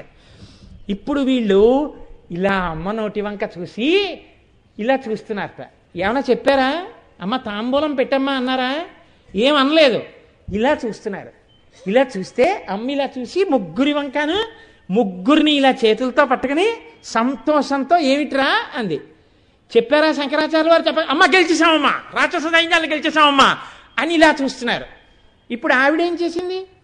గెలిచేసామమ్మా అని చెప్పగానే శిశివిశిద కర్పూర శకలాహ విలీయంతే మాతస్తవ కబల తవ వదన తాంబూల కబలాహ. గెలిచేసామమ్మా అని చెప్పి ఇలా అమ్మ నోటి వంక చూస్తుంటే తాంబూలం వాసన వంక, తాంబూలం వంక మీకు చెప్పక్కర్లేదు. ఇలా ఇలా ఇలా 3 పిడసలు నోట్లలో పెట్టేసి అయిపోయింది శ్లోకం.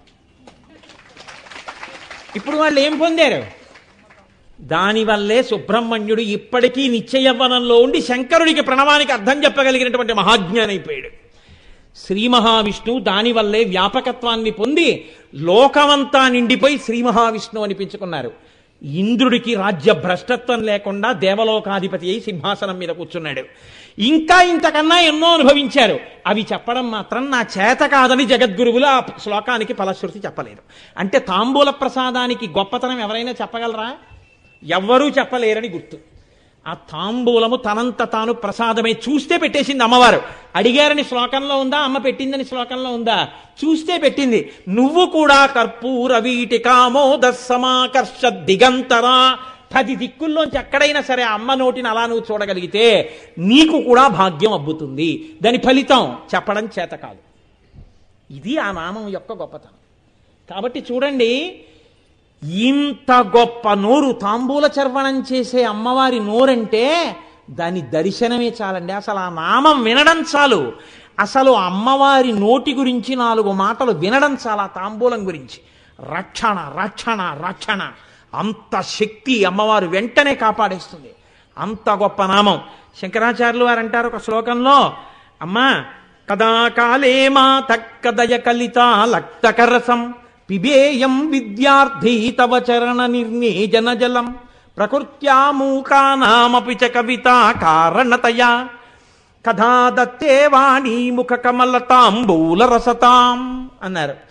అమ్మా పిబేయం విద్యార్థి, నేను విద్యార్థినమ్మా అన్నారు శంకరాచార్యుల వారు. అయితే ఏమిటంటావు శంకరా, విద్యార్థివైతే?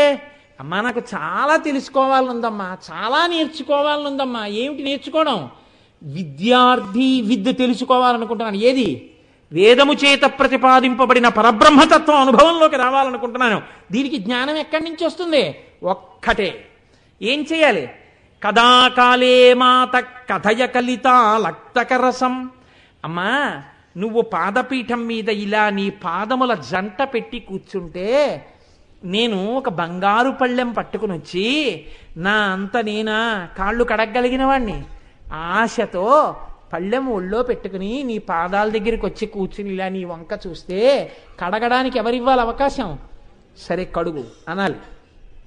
అప్పుడు నువ్వు నీ 2 పాదాలు ఇలా పైకెత్తితే నేను ఆ బంగారు పళ్ళెం కింద పెట్టి మందార పూలు వేస్తే నీ 2 పాదాలు ఇలా దాని మీద పెడితే కడుగుతున్నాడు కదా, బట్ట తడిసిపోతుందని నువ్వు చీర కొంచెం ఇలా పైకి ఎత్తి పట్టుకుంటే నీ పాద మంజీరములు నాకు కనపడితే కాళ్ళకి రాసిన పసుపు దాని మీద అలంకారం చేయబడిన లత్తుక నాకు కనపడితే బంగారు చెంబుతో నీళ్లు తీసి నేను ఇలా నీ పాదాల మీద అంతటా ఇలా పోస్తుంటే పాదాల మీద పడిన నీళ్లు కిందకి జారిపోతుంటే తెల్లటి గోళ్ళు, వేళ్లకి పెట్టినటువంటి మట్టెలు, అమ్మవారి పాదములకున్న మంజీరములు, పంజీరములకున్న కింకిణిలు, ఆ కాళ్ళు పాదాలు ఇలా ములిగిపోతే అప్పుడు నేను చెంబు పక్కన పెట్టేసి ఆ కలశ పక్కన పెట్టి నీ కాళ్ళు కడగడం కోసమని కదలకుండా పళ్ళెం ఎడంచేత్తో పట్టుకుని ముందు ఇలా కడుగుతుంటే అమ్మవారు ఏమీ కదిలిపోదు లేని కొంచెం పాదాలు ఇలా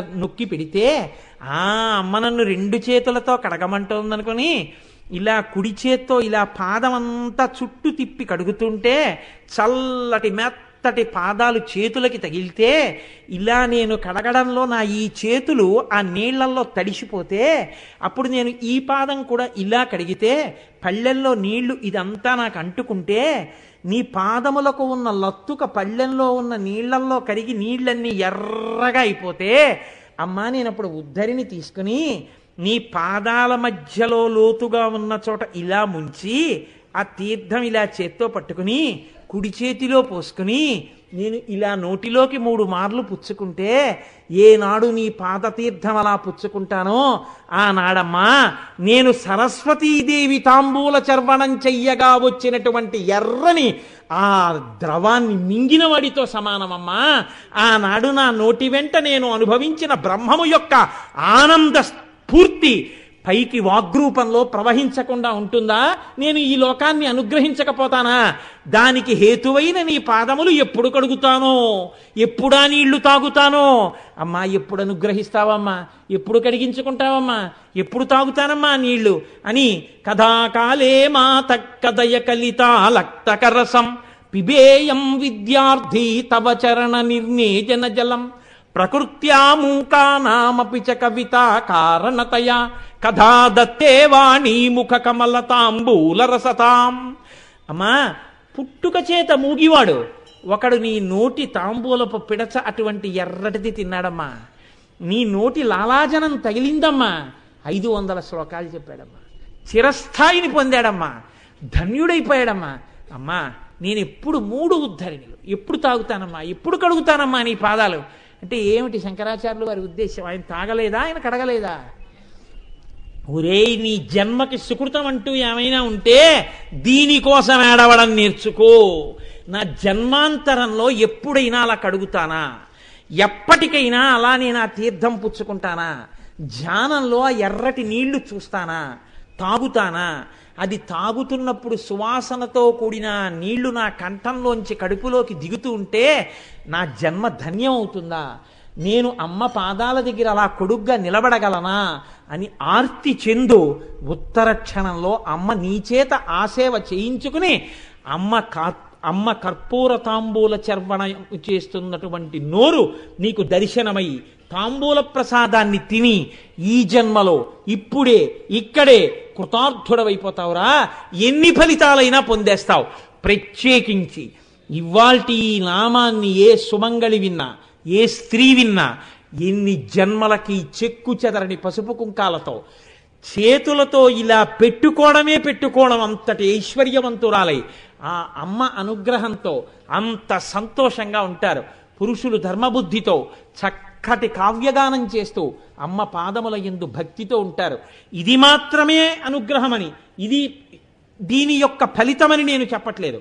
ఒక బిందువును ఉటంకించకపోతే దోషభూయిష్టం అవుతుందని అన్నాను తప్ప ఆ తాంబూల చర్వణము వలన కలిగేటటువంటి ఫలితము, ఆ నోటిని చూడడం వల్ల వచ్చే ఫలితము ఇది అని చెప్పడం లోకంలో ఎవరికీ సాధ్యం కాదు. శంకర భగవత్పాదులంతటి వారు చెప్పకుండా వదిలేశారంటే అది ఎంత శక్తివంతమో. అంత గొప్ప శ్లోకాన్ని మనం ఆ నోటిని చూడాలని ఆ ముగ్గురు వచ్చి కూర్చున్నట్టు అమ్మ పెట్టినట్టు ఏదో నాటకంలా చెప్తే అది వింటూ తెలియకుండా గబుక్కుని మనం కూడా చూసేస్తామని అలా చూసేసినా ప్రయోజనం వచ్చేస్తుందని శంకరాచార్యులు వారు ఒక నాటకీయ సన్నివేశాన్ని శ్లోకంలో సృష్టించి అంత అందంగా మనకి ఆవిష్కరించారు. చాలు ఈ ఒక్క నామం ఎంత అదృష్టం. రేపటి రోజున వేరొక నామాన్ని అమ్మ నా చేత పలికించి నా నాలుక యందు నర్తించి నన్ను కృతార్థుడను చేయునుగాక. ఇవాళ పరమోత్కృష్టమైన నామాన్ని మీరు విని ఉన్నారు కనుక తప్పకుండా అమ్మవారి దర్శనం చేసుకుని మీరు వెళ్ళండి. నేను మిమ్మల్ని ఇబ్బంది పెట్టడానికి అన్నడూ చెప్పను. అది మీ భాగ్యహేతు అనుకుంటేనే నేను ఈ మాట చెప్తాను. చక్కగా దర్శనం చేసుకుని బయలుదేరండి.